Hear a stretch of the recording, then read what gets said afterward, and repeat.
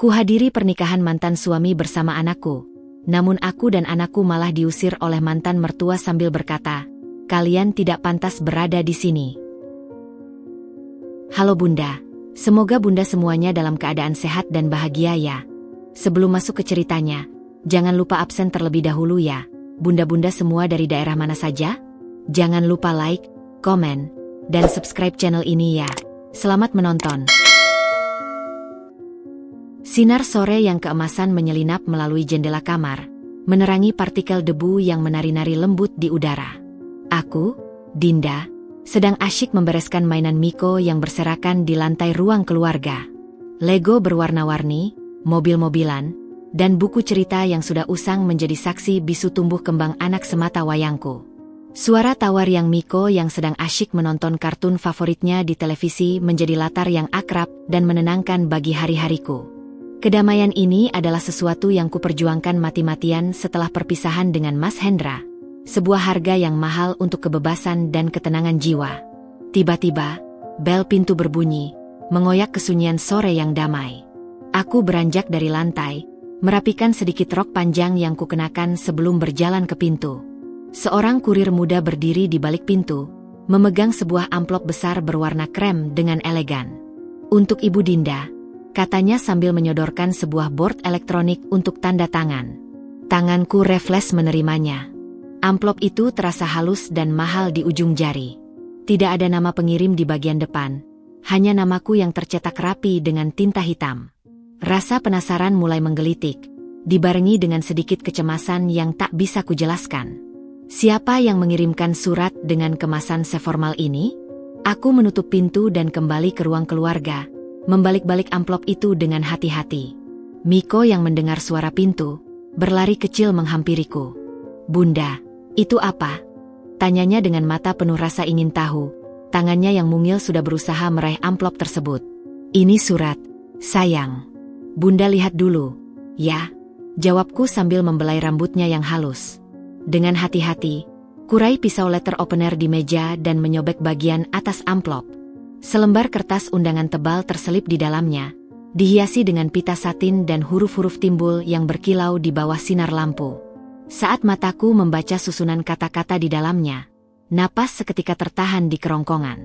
"Kepada YTH, Ibu Dinda Ananda Miko, dengan penuh sukacita, kami mengundang Anda untuk hadir dalam perayaan pernikahan." Dan kemudian, namanya tertulis di sana. Hendra Wijaya, mantan suamiku. Jantung berdebar kencang, dan dunia seakan berhenti berputar untuk sesaat. Ini tidak mungkin. Ini pasti salah. Mengapa dia mengundangku? Apakah ini semacam lelucon yang kejam? Perasaan campur aduk membanjiriku. Sedih, marah, bingung, dan sedikit rasa sakit lama yang kembali terbuka. Aku menatap undangan itu, tidak percaya. Setelah semua yang terjadi, setelah perpisahan yang cukup membuatku hancur berkeping-keping, dia mengirimkan ini? "Bunda, kenapa?" Miko menarik-narik ujung bajuku, wajahnya berkerut melihat ekspresiku yang berubah. "Bunda nangis." Aku cepat-cepat menyeka sudut mataku yang tanpa kusadari sudah basah. "Tidak, sayang. Bunda baik-baik saja," kataku mencoba meyakinkannya, dan juga diriku sendiri. Tiba-tiba, mataku menangkap tulisan di sudut undangan, tepat di bawah nama kami. Sebuah tulisan tangan yang sangat familiar, yang dulu pernah menuliskan catatan-catatan cinta untukku di kertas post-it. Tulisan Mas Hendra. "Ayo datang, Miko. Ayah ingin kau ada di sana." Hanya itu. Tidak ada permintaan maaf, tidak ada penjelasan. Hanya sebuah permintaan, atau lebih tepatnya, perintah, untuk membawa putra kami ke pernikahannya. "Bunda, itu dari ayah?" Miko bertanya lagi, suaranya bergetar penuh harap. Meski usianya baru 4 tahun, dia sudah bisa mengenali beberapa huruf, termasuk nama ayahnya. Aku menghela napas panjang, berusaha menenangkan gejolak di dalam dada. Aku melihat wajah Miko, matanya yang berbinar-binar penuh dengan ekspektasi dan kerinduan yang polos pada ayahnya. Dia tidak mengerti kompleksitas di balik undangan ini. Yang dia tahu, ayahnya menginginkannya hadir di sebuah acara penting. "Ya, sayang. Ini dari ayah. Akhirnya kukatakan, suaraku serak. Ayah mau nikah? Tanya Miko. Kepolosannya membuat pertanyaannya terasa begitu tajam. Ya, sayang. Ayah akan menikah dengan seseorang. Kita boleh pergi? Miko mau lihat ayah pakai baju bagus. Serunya dengan semangat, melompat-lompat kecil di tempat. Hatiku teriris. Di satu sisi, keinginan untuk melindungi Miko dan diriku sendiri dari situasi yang berpotensi menyakitkan sangatlah kuat. Aku tahu pernikahan itu akan dipenuhi keluarga Mas Hendra yang selalu memandangku dengan sebelah mata. Aku tahu mantan ibu mertuaku akan ada di sana, menyeringai dengan pandangan menghakimi. Aku tahu akan ada cibiran, bisik-bisik, dan tatapan yang membuatku merasa kecil. Tapi di sisi lain, ada permintaan dari ayahnya.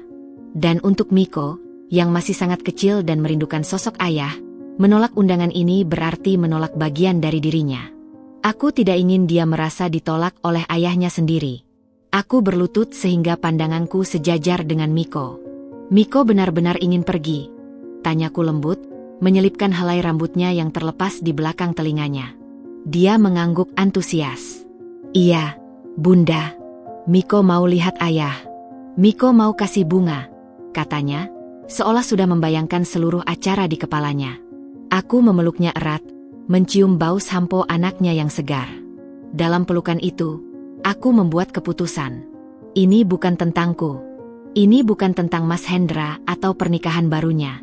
Ini tentang Miko.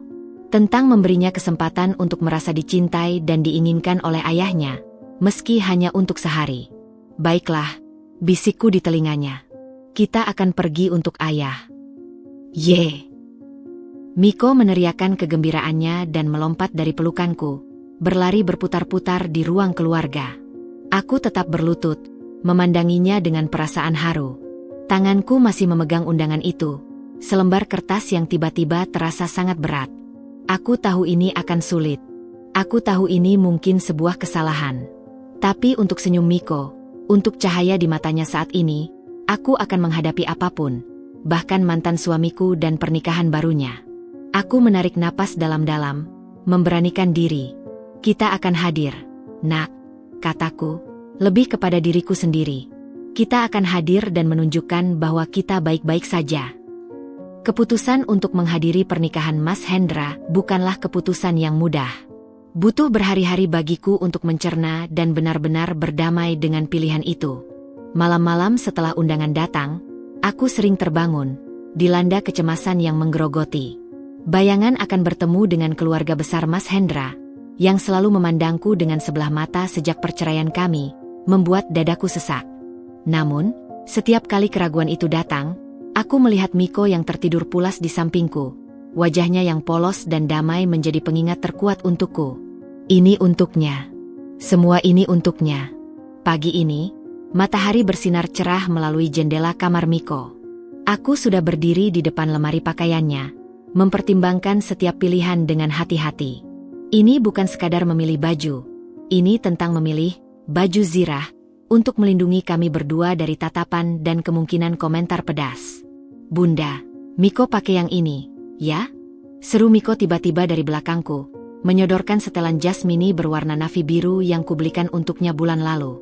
Matanya berbinar-binar penuh semangat. Aku tersenyum, rasa haru menyergap. Itu pilihan yang bagus, sayang. Tapi ini acara spesial. Kita harus pastikan semuanya sempurna. Aku mengambil setelan itu dan membaringkannya di tempat tidur. Ini harus disetrika dulu biar licin. Ayah juga pakai jas, kan, Bunda? Tanyanya sambil memperhatikan aku menyiapkan setrika. Iya, Nak.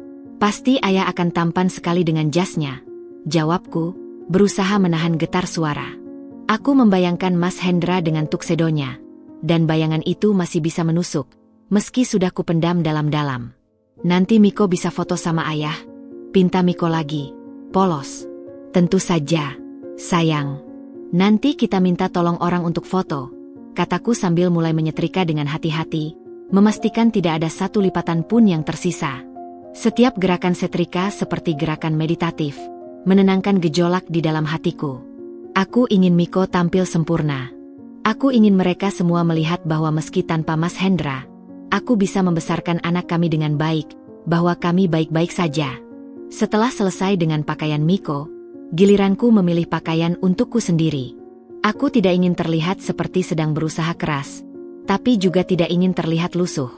Akhirnya, pilihanku jatuh pada gaun panjang sederhana berwarna lavender, dengan potongan yang sopan dan elegan. Warna pastel yang lembut, tidak mencolok, tapi juga tidak menyamar. Aku ingin hadir sebagai diri sendiri, Dinda, ibu dari Miko, yang hadir dengan niat tulus untuk anaknya. Wah, Bunda cantik, puji Miko saat aku keluar dari kamar mandi sudah berdandan sederhana. Pujian polosnya seperti obat penenang yang ampuh. Terima kasih, sayang. Kamu juga tampan sekali, balasku, merapikan dasi kecilnya yang mungil. Aku berjongkok, menatapnya langsung di matanya. Miko, dengar ya, nak, nanti di acara ayah, kita harus bersikap baik dan sopan, ya? Bunda mungkin akan sibuk ngobrol dengan banyak orang, jadi jangan jauh-jauh dari Bunda. Miko mengangguk serius. Iya, Bunda. Miko janji. Miko mau bilang, selamat ke ayah. Mendengar itu, dadaku terasa hangat dan perih sekaligus. Dia bahkan sudah memikirkan ucapan untuk ayahnya. Betapa murninya hatinya. Perjalanan ke gedung resepsi dilakukan dalam suasana hening. Miko tampak sibuk dengan pikirannya sendiri, menatap keluar jendela sambil sesekali mengoceh tentang ayahnya. Aku menyetir dengan tenang, berusaha mengatur napas dan mengendalikan detak jantung yang mulai tidak karuan. Saat berhenti di lampu merah, Miko bertanya dengan suara kecil. Bunda, nanti ada yang marah sama kita nggak? Pertanyaannya yang tiba-tiba itu membuatku terkejut. Kenapa kamu tanya begitu, sayang? Dulu, waktu di rumah nenek, ada om-om yang bilang Miko jangan main sama dia. Katanya, melihat tangannya sendiri. Nyaris saja air mataku tumpah. Aku menepikan mobil sebentar di bahu jalan. Miko, panggilku lembut, memegangi pundaknya. Dengarkan Bunda, kamu anak yang baik dan hebat. Siapapun yang bilang hal tidak baik ke kamu, itu salah mereka, bukan salah kamu. Kamu pantas berada dimanapun, termasuk di acara ayahmu hari ini. Jangan pernah lupakan itu, ya. Miko mengangguk, meski matanya masih terlihat sedikit ragu. Oke, Bunda. Aku menarik napas dalam. Pertanyaan itu mengingatkanku bahwa anak seusia Miko pun sudah bisa merasakan penolakan halus dari keluarga besarnya. Ini semakin menguatkanku. Aku harus menunjukkan padanya bahwa dia pantas, bahwa keberadaannya penting. Kami melanjutkan perjalanan. Aku memutar lagu anak-anak favorit Miko untuk mencairkan suasana. Aku menyanyikan bersama-sama, berusaha menenangkan dirinya dan juga diriku sendiri. Bunda, Miko memecah kesunyian lagi saat gedung sudah terlihat di kejauhan. Kalau nanti Miko peluk ayah, boleh kan? Sekali lagi, pertanyaan polosnya menyentuh relung hati paling dalam. Boleh sekali, sayang. Peluk ayahmu erat-erat. Tapi ingat, hari ini adalah hari spesial untuk ayah dan calon istri barunya. Jadi, kita harus berbagi kebahagiaan, ya? Iya, Bunda. Miko ngerti. Aku memarkir mobil dan mematikan mesin. Untuk sesaat, kami hanya duduk di dalam kesunyian, menatap gedung megah yang dipenuhi dekorasi bunga putih. Itu adalah gerbang menuju medan perang emosional yang harus kuhadiri. Aku menatap Miko melalui kaca spion. Siap, nak? Dia mengangguk, wajahnya menunjukkan keberanian yang membuatku bangga. Siap, Bunda. Aku mengambil tas kecilku dan membuka pintu. Ingat, kita di sini untuk memberi selamat dan menunjukkan bahwa kita baik-baik saja. Kita kuat, kan? Kita kuat, sahutnya dengan semangat, mencengkeram tanganku erat-erat. Dan dengan itu, kami berjalan menuju pintu masuk, tangan bergandengan, dua jiwa yang saling melindungi, siap menghadapi apapun yang menanti di dalam. Niatku tulus, untuk Miko. Dan untuk Miko, aku akan mencoba menjadi yang terkuat. Pintu kaca geser yang besar itu terbuka dengan sendirinya, menyambut kami dengan hembusan udara dingin yang beraroma harum bunga dan parfum mewah. Suara gemerincing piano dan obrolan rendah langsung membanjiri telinga. Ballroom itu begitu megah, hampir menyilaukan. Langit-langit tinggi dipenuhi lampu kristal yang memantulkan cahaya keemasan. Dinding-dindingnya dihiasi kain sutra dan rangkaian bunga putih yang segar dan beraroma harum. Setiap meja dipenuhi dengan peralatan makan perak dan gelas kristal yang berkilauan. Ini adalah dunia yang sangat berbeda dengan kehidupan sederhana kami sehari-hari. Miko langsung mengencengkan genggamannya pada jari-jariku.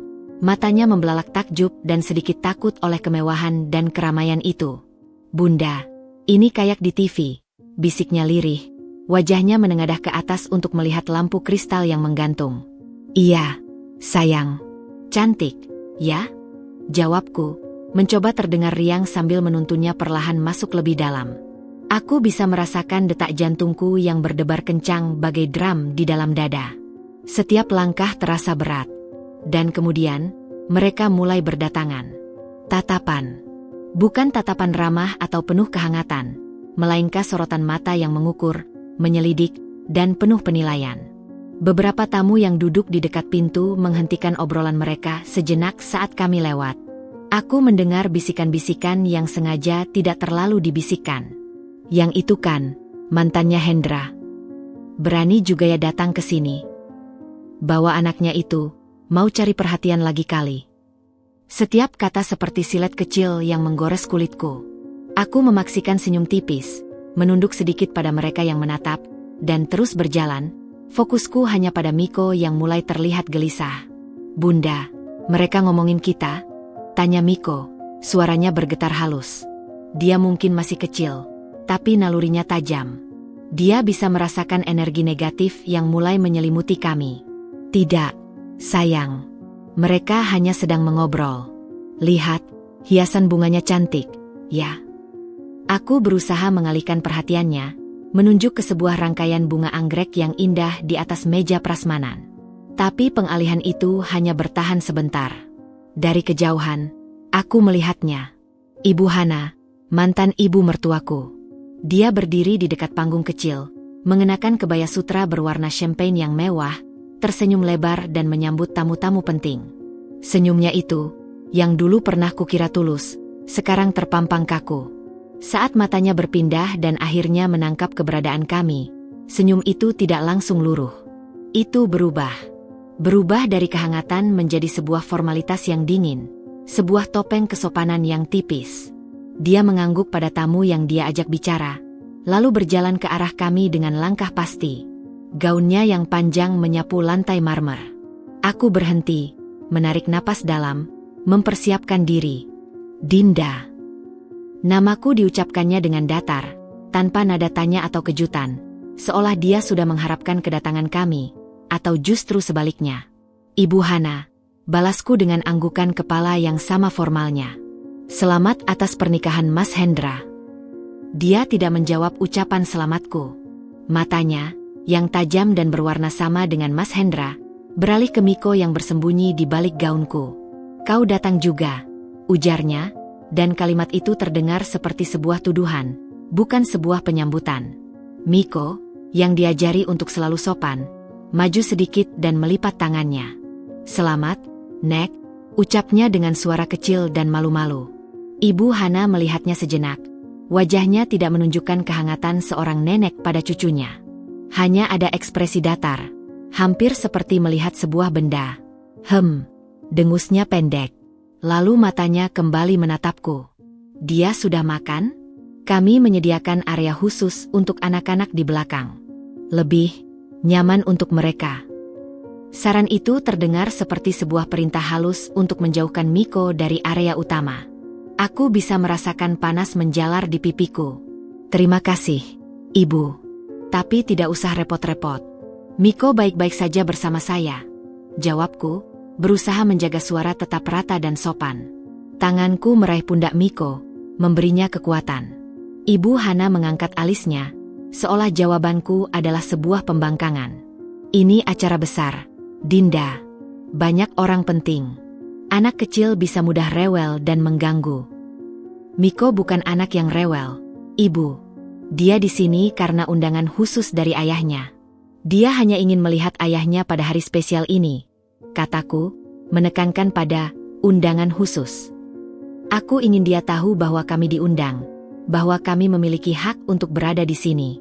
Sebuah kilasan emosi, mungkin kemarahan, mungkin jengkel, melintas di mata Ibu Hana, tapi itu dengan cepat dihilangkan. Baiklah, katanya pendek. Tolong jaga dia agar tidak berlari-lari. Dan, dia menjeling ke gaunku. Cobalah untuk tidak menarik perhatian yang tidak perlu. Kalimat terakhir itu seperti tamparan. Aku menggigit bibir dalam-dalam, berusaha menahan balasan yang sudah menggedor di kerongkongan. Aku yang menarik perhatian? Kami yang diusir dengan tatapan dan bisikan?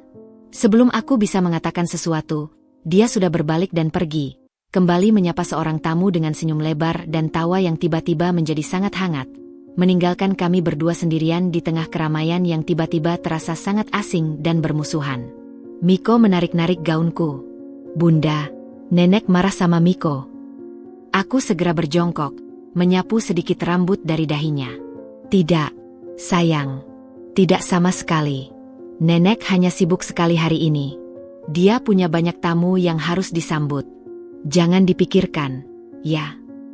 Aku mencoba meyakinkannya, meski hatiku pedih. Dia mengangguk, tapi cahaya di matanya sudah sedikit redup.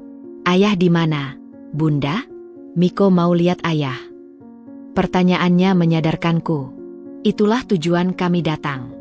Bukan untuk Ibu Hana, bukan untuk tamu-tamu yang menghakimi, tapi untuk Mas Hendra dan Miko.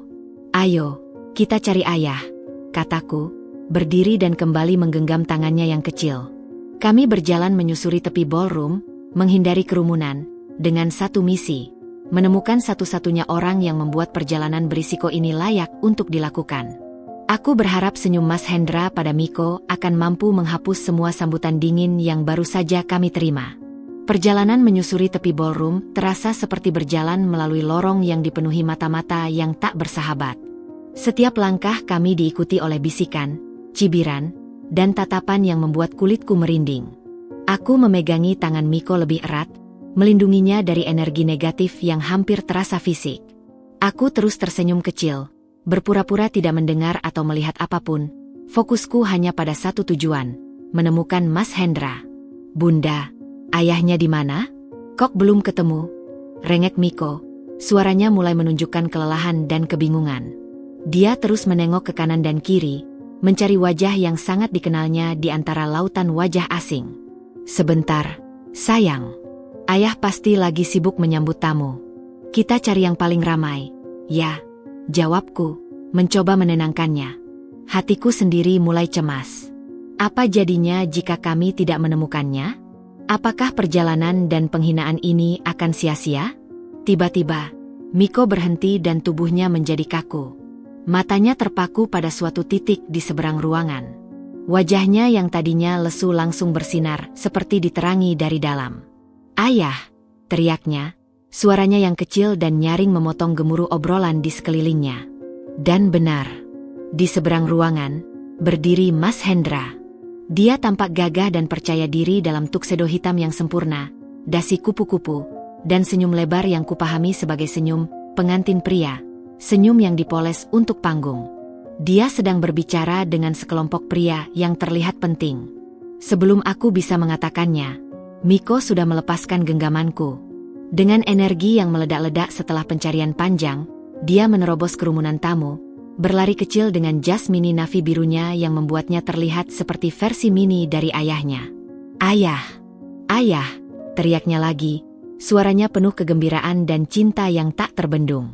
Aku membeku di tempat, jantung berdebar kencang. Aku melihat Mas Hendra menoleh, matanya mencari sumber suara itu. Saat dia melihat Miko yang berlari ke arahnya, ekspresinya berubah.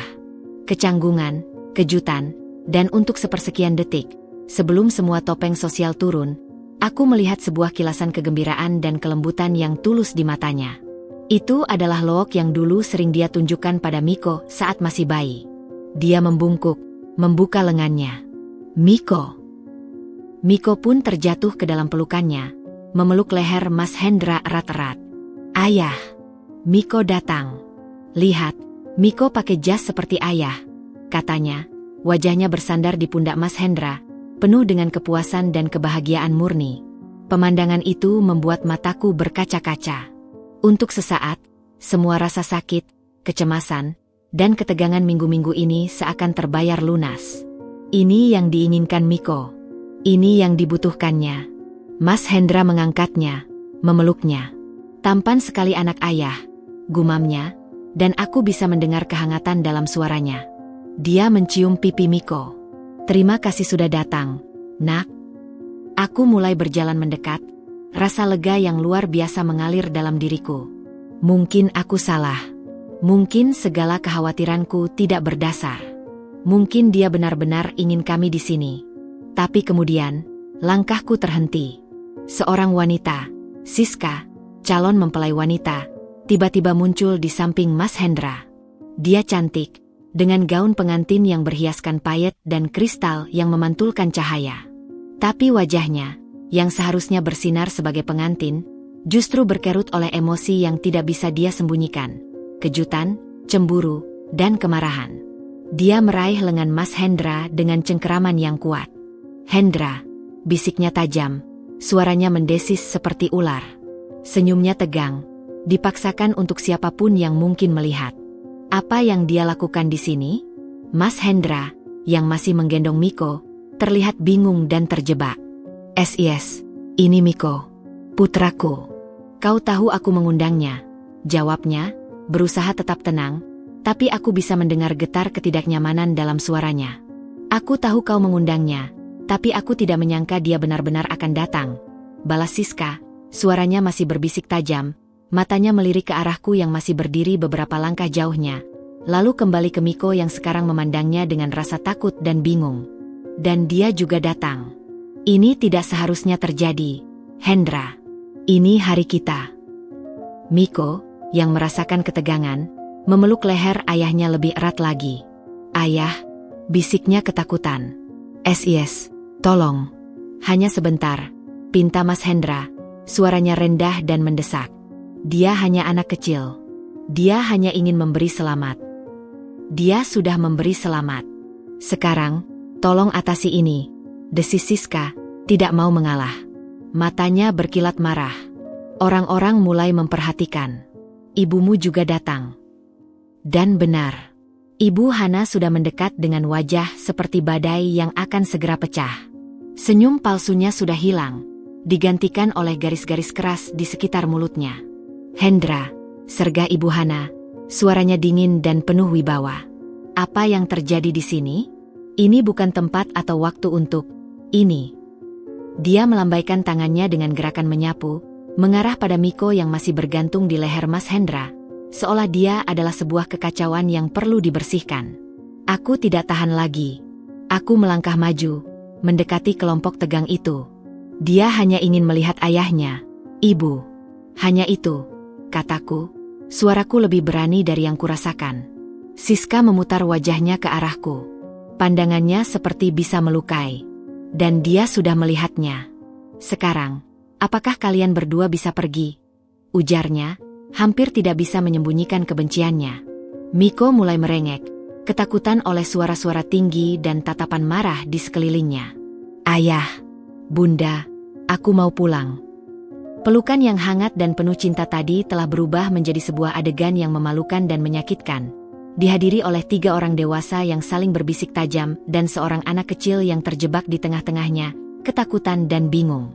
Panggung indah pernikahan itu tiba-tiba menjadi tempat yang sangat kejam bagi seorang anak berusia 4 tahun yang hanya ingin memeluk ayahnya.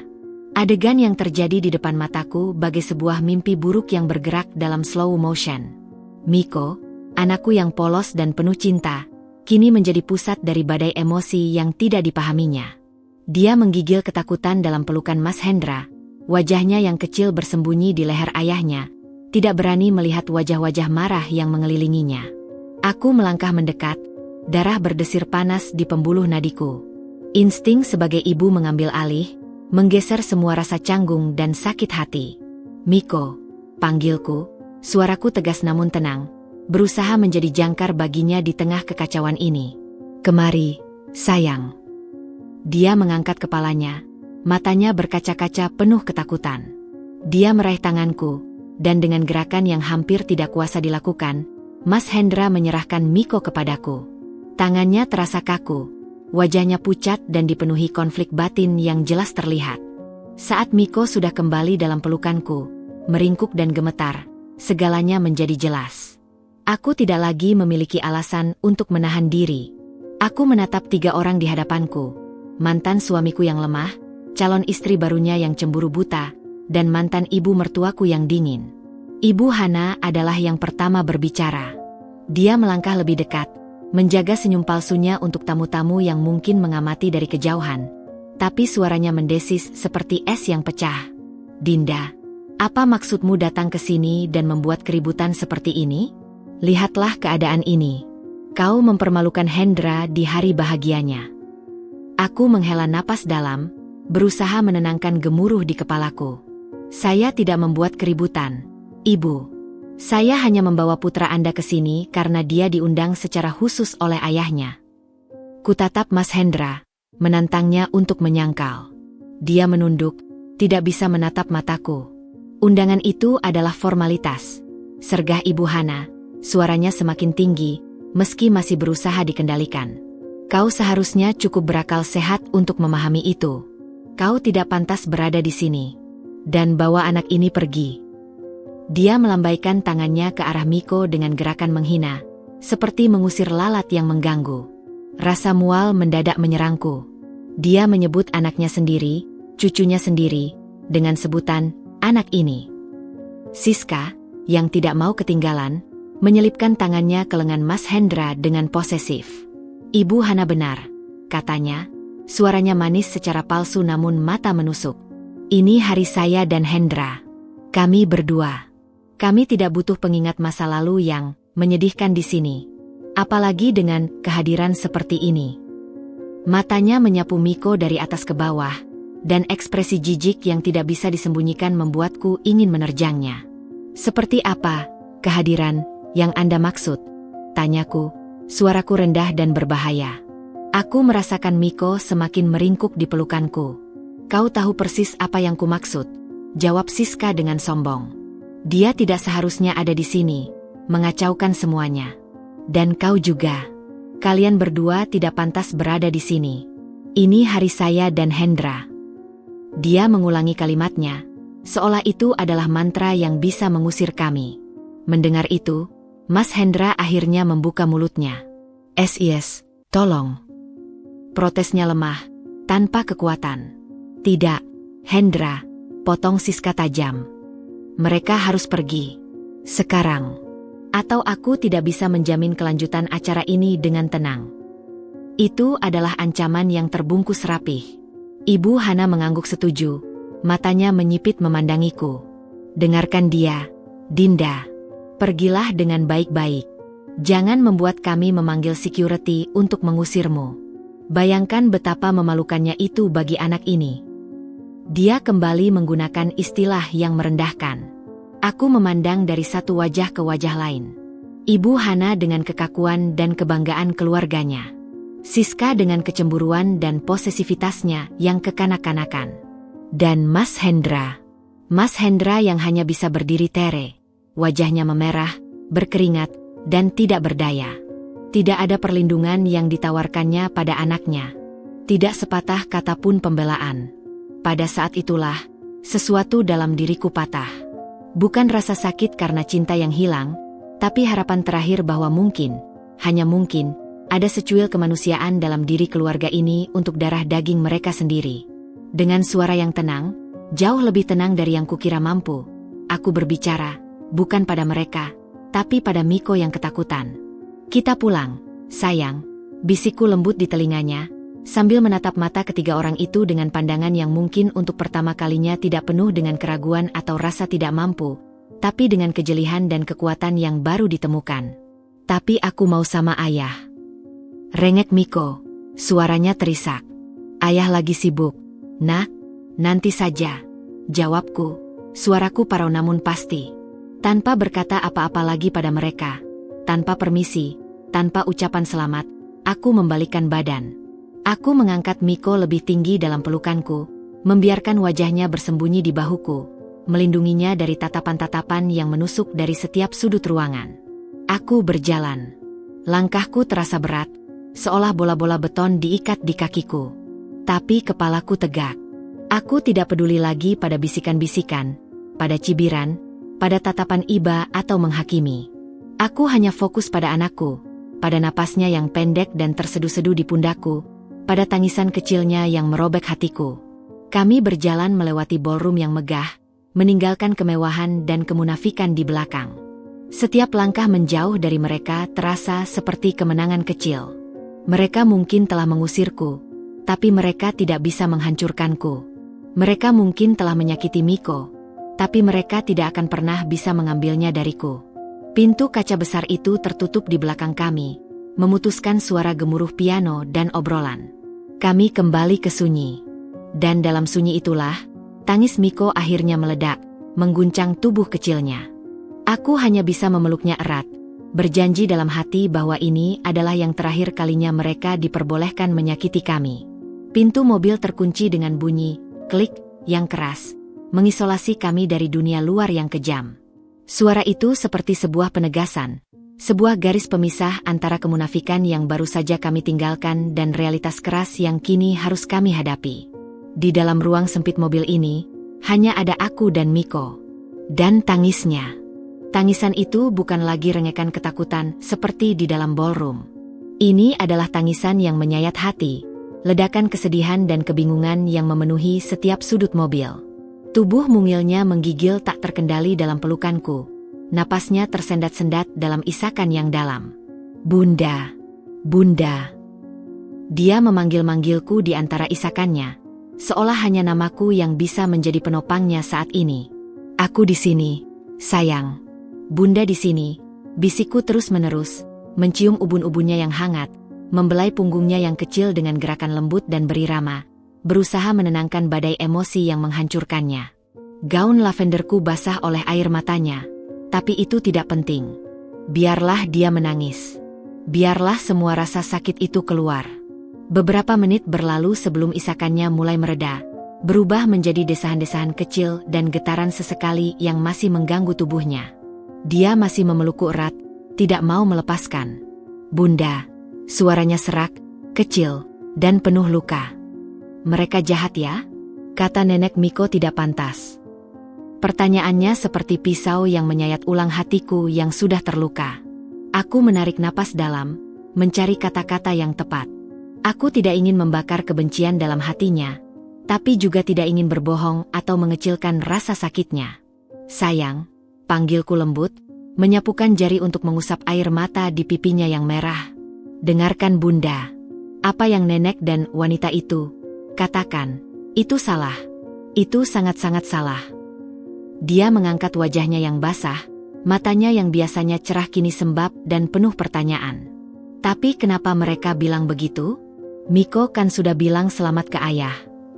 Aku menghela napas, berusaha menemukan cara menjelaskan kejahatan orang dewasa pada seorang anak.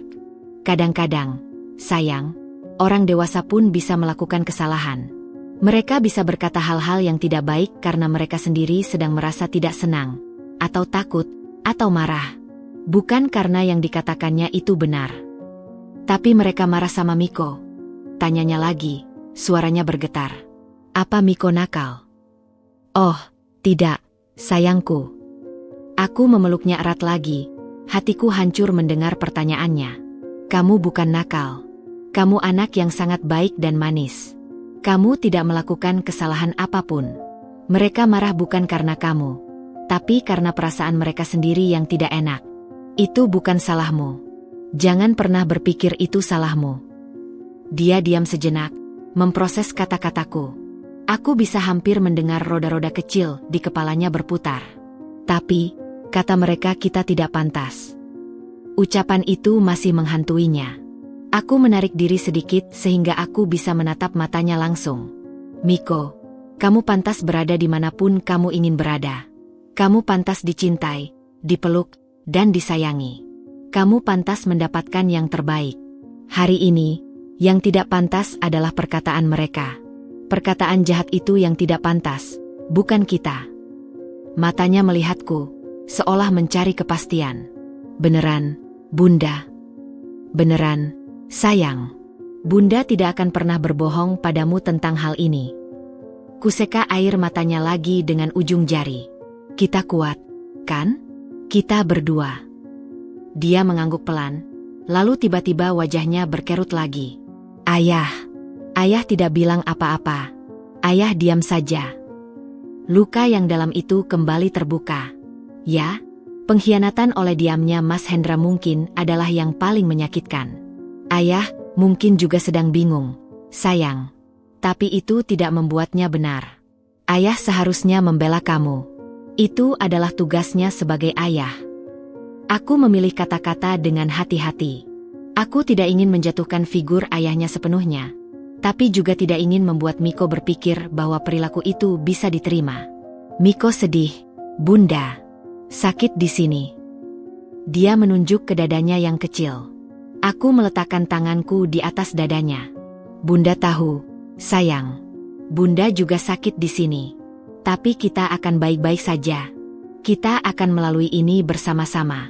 Bunda janji, tidak akan ada lagi yang bisa menyakiti kamu seperti ini lagi. Dia memandangku, dan untuk pertama kalinya sejak kami keluar dari ballroom, ada sedikit cahaya di matanya. Cahaya kepercayaan. Bunda akan selalu sama Miko. Selamanya, jawabku tegas, mencium keningnya. Bunda akan selalu ada untuk kamu, melindungi kamu, dan mencintai kamu lebih dari apapun di dunia ini. Itu janji Bunda. Dia mengangguk, lalu meringkuk lagi di pelukanku. Kali ini lebih tenang. Kami duduk dalam keheningan mobil selama beberapa waktu, hanya ditemani oleh desahan AC dan suara lalu lintas di luar. Dunia terus berjalan, tidak peduli dengan drama kecil kami. Aku melihatnya melalui kaca spion.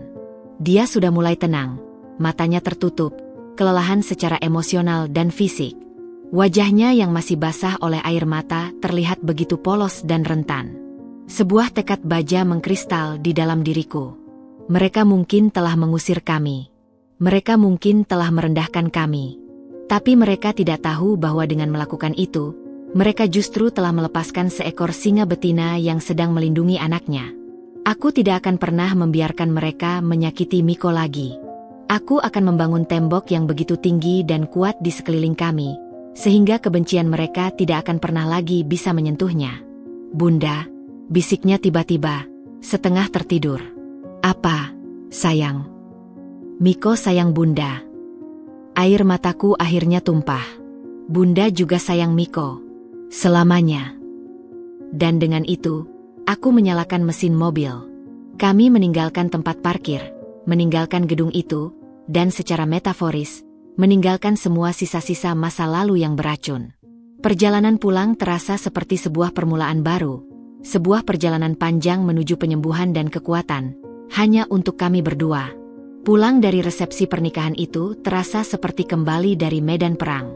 Keheningan di dalam mobil begitu pekat, hanya terputus oleh desahan napas Miko yang akhirnya tertidur karena kelelahan menangis. Mataku tertuju pada jalan di depan, tapi pikiranku melayang jauh, mengunyah setiap kata, setiap tatapan, setiap pengkhianatan yang baru saja kami alami. Sesampainya di rumah, suasana yang biasanya terasa hangat dan nyaman, kini terasa hampa dan beresonansi dengan kesedihan kami. Aku menggendong Miko yang masih tertidur ke kamarnya. Saat aku meletakkannya di tempat tidur, tangannya meraih lenganku. Jangan pergi, Bunda, gumamnya dalam tidur. Suaranya parau dan penuh ketakutan. Hatiku tercekat. Bunda di sini, sayang. Bunda tidak kemana-mana, bisikku, mencium keningnya sebelum duduk di tepi tempat tidur, menepati janjiku. Aku menatapnya tidur. Wajahnya yang masih basah dan merah membuktikan betapa dalam lukanya.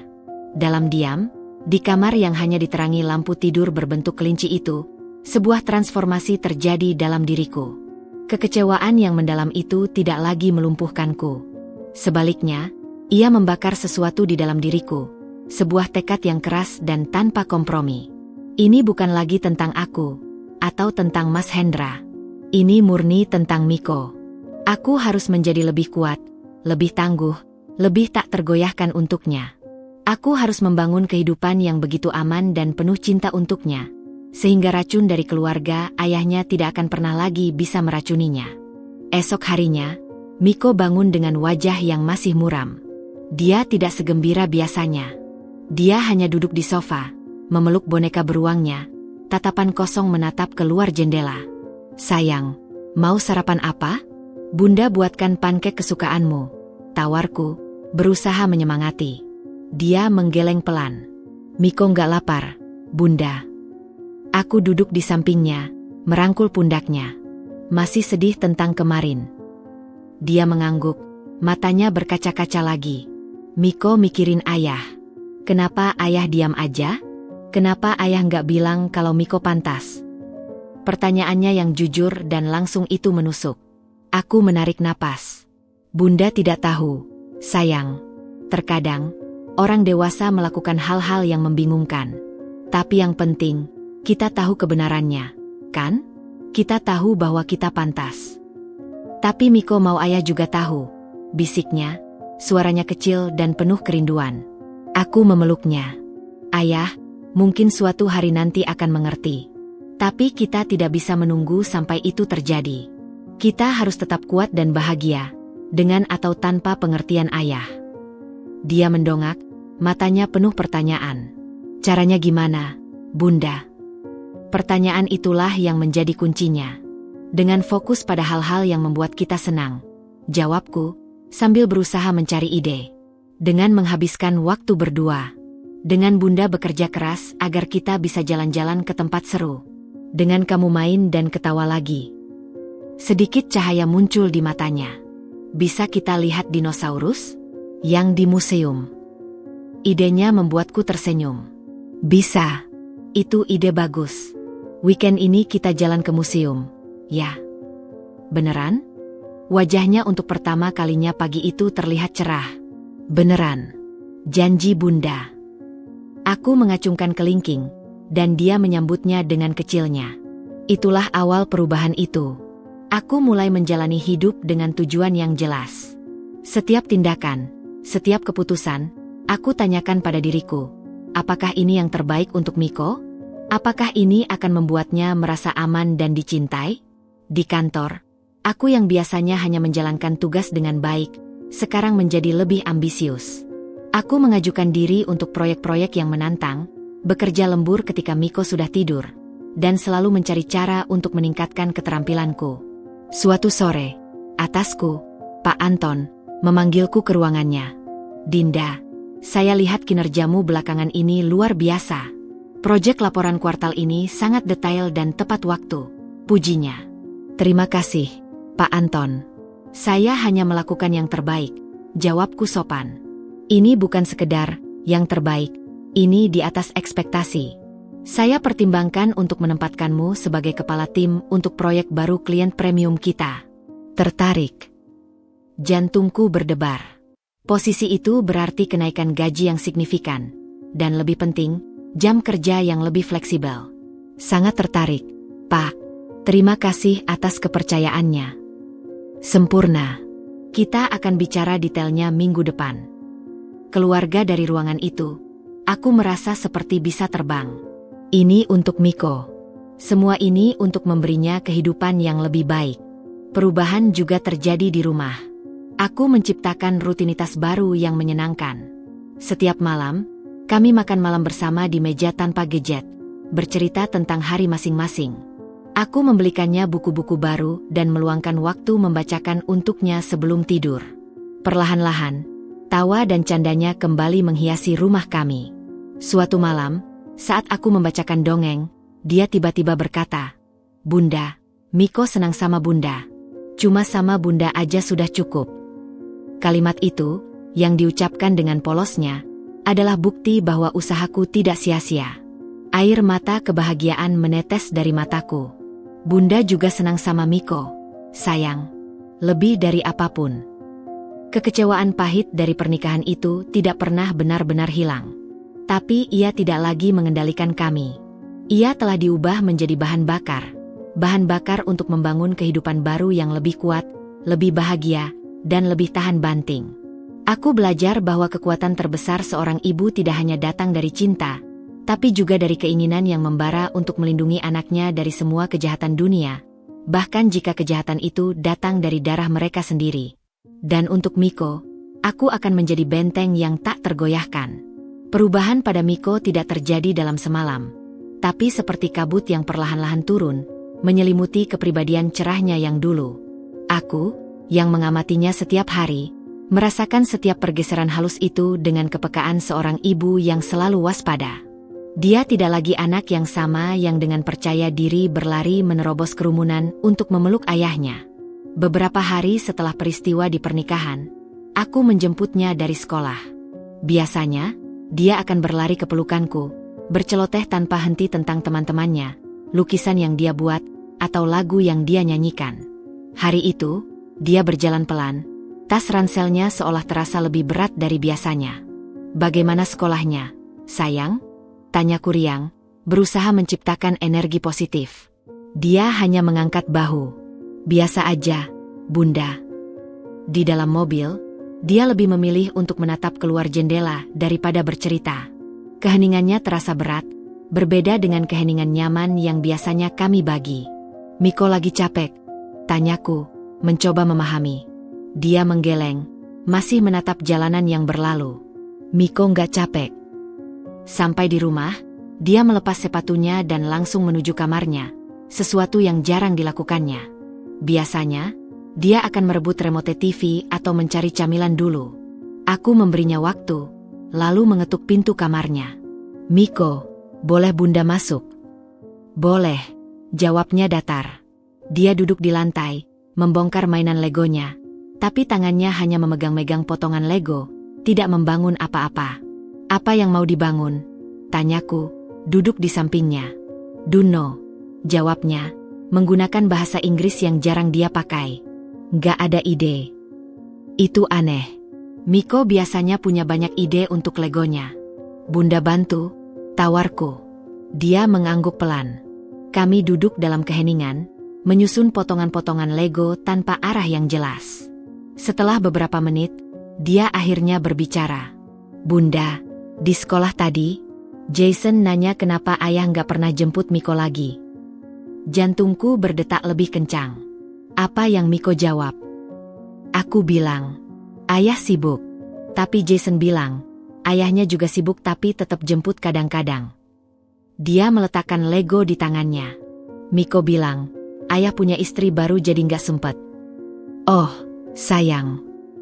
Rasanya hatiku diiris-iris. Apa Jason bilang sesuatu setelah itu? Dia mengangguk, matanya mulai berkaca-kaca. Dia bilang, "Kasian banget deh lo, Miko." Terus dia pergi main sama yang lain. Aku menariknya ke dalam pelukan. Jason tidak bermaksud jahat, Nak. Dia hanya tidak mengerti. Tapi Miko juga nggak ngerti, Bunda. Suaranya mulai meningkat, penuh dengan frustrasi yang tertahan. Kenapa sih semuanya jadi berubah? Kenapa ayah punya istri baru? Kenapa kita nggak pantas? Miko kan nggak minta apa-apa, cuma mau main sama ayah kadang-kadang. Tangisnya meledak lagi, tapi kali ini bukan tangis sedih, melainkan tangis marah dan kebingungan. Dia memukul-mukul lantai pelan dengan tangannya yang kecil. Ini nggak adil. Nggak adil. Aku membiarkannya meluapkan emosinya, hanya memeluknya dan membiarkan air mataku mengalir bersamanya. Dia benar. Itu tidak adil. Setelah amarahnya mereda, kami masih duduk berpelukan di lantai. "Miko," bisikku. "Bunda tahu ini tidak adil. Bunda tahu ini menyakitkan. Dan Bunda tidak akan pernah bisa menjawab kenapa ayah dan keluarganya berperilaku seperti itu. Tapi satu hal yang Bunda tahu, kita tidak boleh membiarkan rasa sakit mereka mengubah kita menjadi orang yang sedih dan marah terus-menerus." "Tapi susah, Bunda," keluhnya, wajahnya buryuk di bahuku. "Iya, sayang. Sangat susah. Tapi kita bisa mencoba. Kita bisa mulai dengan hal-hal kecil. Seperti tadi, kamu sudah jujur pada Bunda tentang perasaanmu. Itu bagus. Lain kali, kalau ada yang bertanya tentang ayah, kamu bisa bilang yang sebenarnya. Atau kamu bisa bilang, itu urusan privasiku.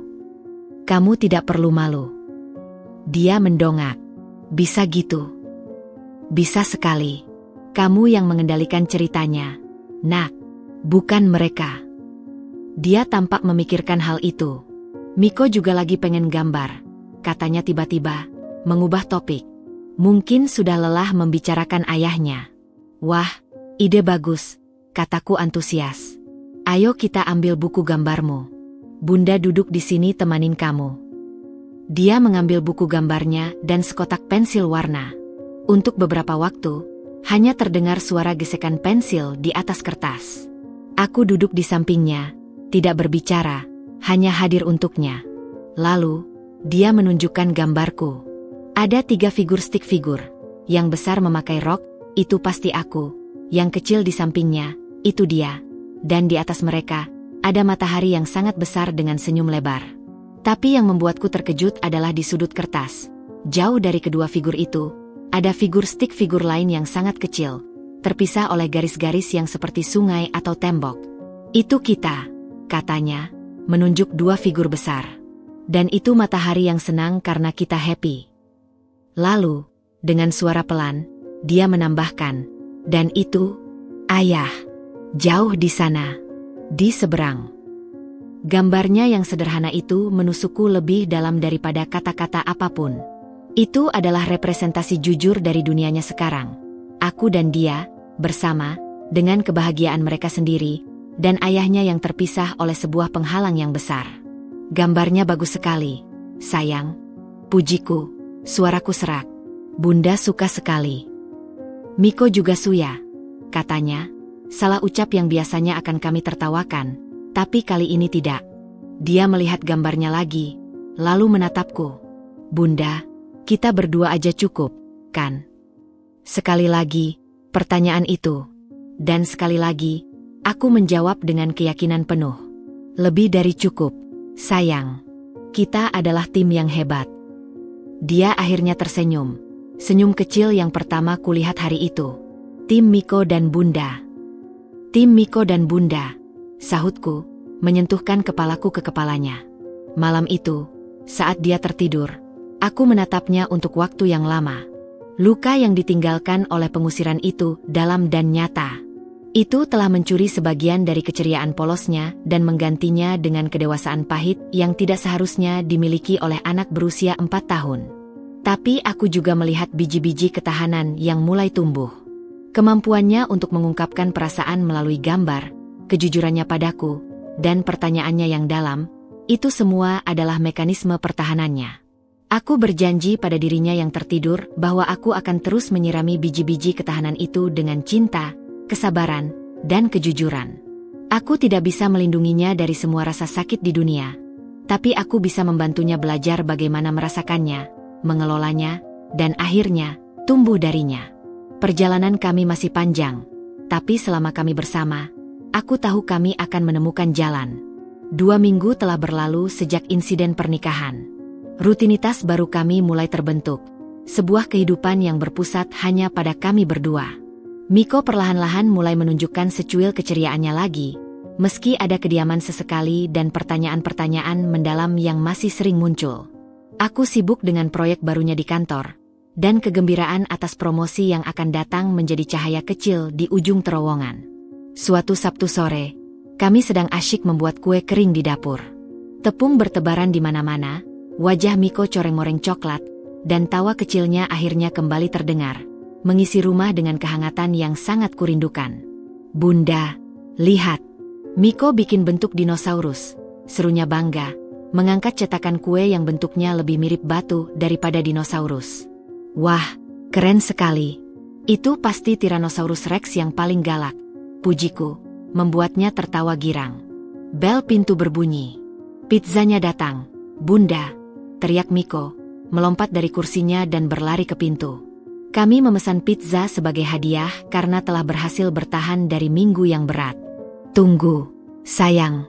Jangan buka pintu sendiri, panggilku, berusaha membersihkan tangan yang penuh adonan dengan cepat. Tapi dia sudah sampai di pintu dan berusaha membukanya. Aku bergegas menyusul, dan saat aku sampai, pintu sudah terbuka lebar. Bukan kurir pizza yang berdiri di sana. Mas Hendra. Dia berdiri di teras, mengenakan kemeja kasual dan celana jeans, terlihat tidak seperti biasanya. Matanya lesu, bahunya agak membungkuk, dan ada aura ketidaknyamanan yang kuat darinya. Dia memandang Miko yang membeku di tempat, mata membelalak, sisa-sisa keceriaannya menghilang seketika. "Ayah?" bisik Miko. Suaranya campur aduk antara kaget, takut, dan sedikit harap. Aku segera melangkah maju, menempatkan diri di antara Miko dan Mas Hendra, sebuah gerakan protektif yang otomatis.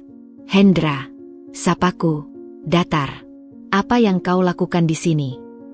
Dia mengalihkan pandangannya dari Miko yang masih membeku ke wajahku. "Dinda, aku boleh masuk? Aku ingin bicara." "Kami sedang sibuk," jawabku singkat, tidak berniat membuatnya nyaman. "Ayah, mau lihat kue dinosaurus Miko?" tanya Miko tiba-tiba, suaranya kecil dan penuh harapan. Dia melupakan semua pelajaran tentang tidak pantas, hanya melihat ayahnya yang telah lama tidak dijumpainya. Mas Hendra memandang Miko, dan untuk sesaat, wajahnya melunak. "Dinosaurus? Keren sekali, nak. Tapi, nanti ya. Ayah perlu bicara dengan bunda dulu." Wajah Miko langsung jatuh. Aku bisa merasakan kekecewaannya. Aku membelakangi Mas Hendra, berjongkok menghadapi Miko. "Sayang, kenapa kamu lanjutkan hias kuenya di dulu? Bunda sebentar saja dengan ayah." Dia mengangguk, wajah muram, dan berbalik pelan menuju dapur. Aku memastikan dia sudah pergi sebelum menatap Mas Hendra lagi. "Kita bicara di sini saja," kataku, tidak mengizinkannya masuk lebih jauh ke dalam ruang aman kami. Dia menghela napas, tapi tidak membantah. "Aku datang untuk minta maaf. Untuk yang terjadi di pernikahan." Aku berdiri dengan tangan terlipat, menunggu. Aku tahu ini belum semuanya. "Dengar, Dinda. Aku tahu itu tidak pantas. Caranya ibu dan Siska memperlakukan kalian."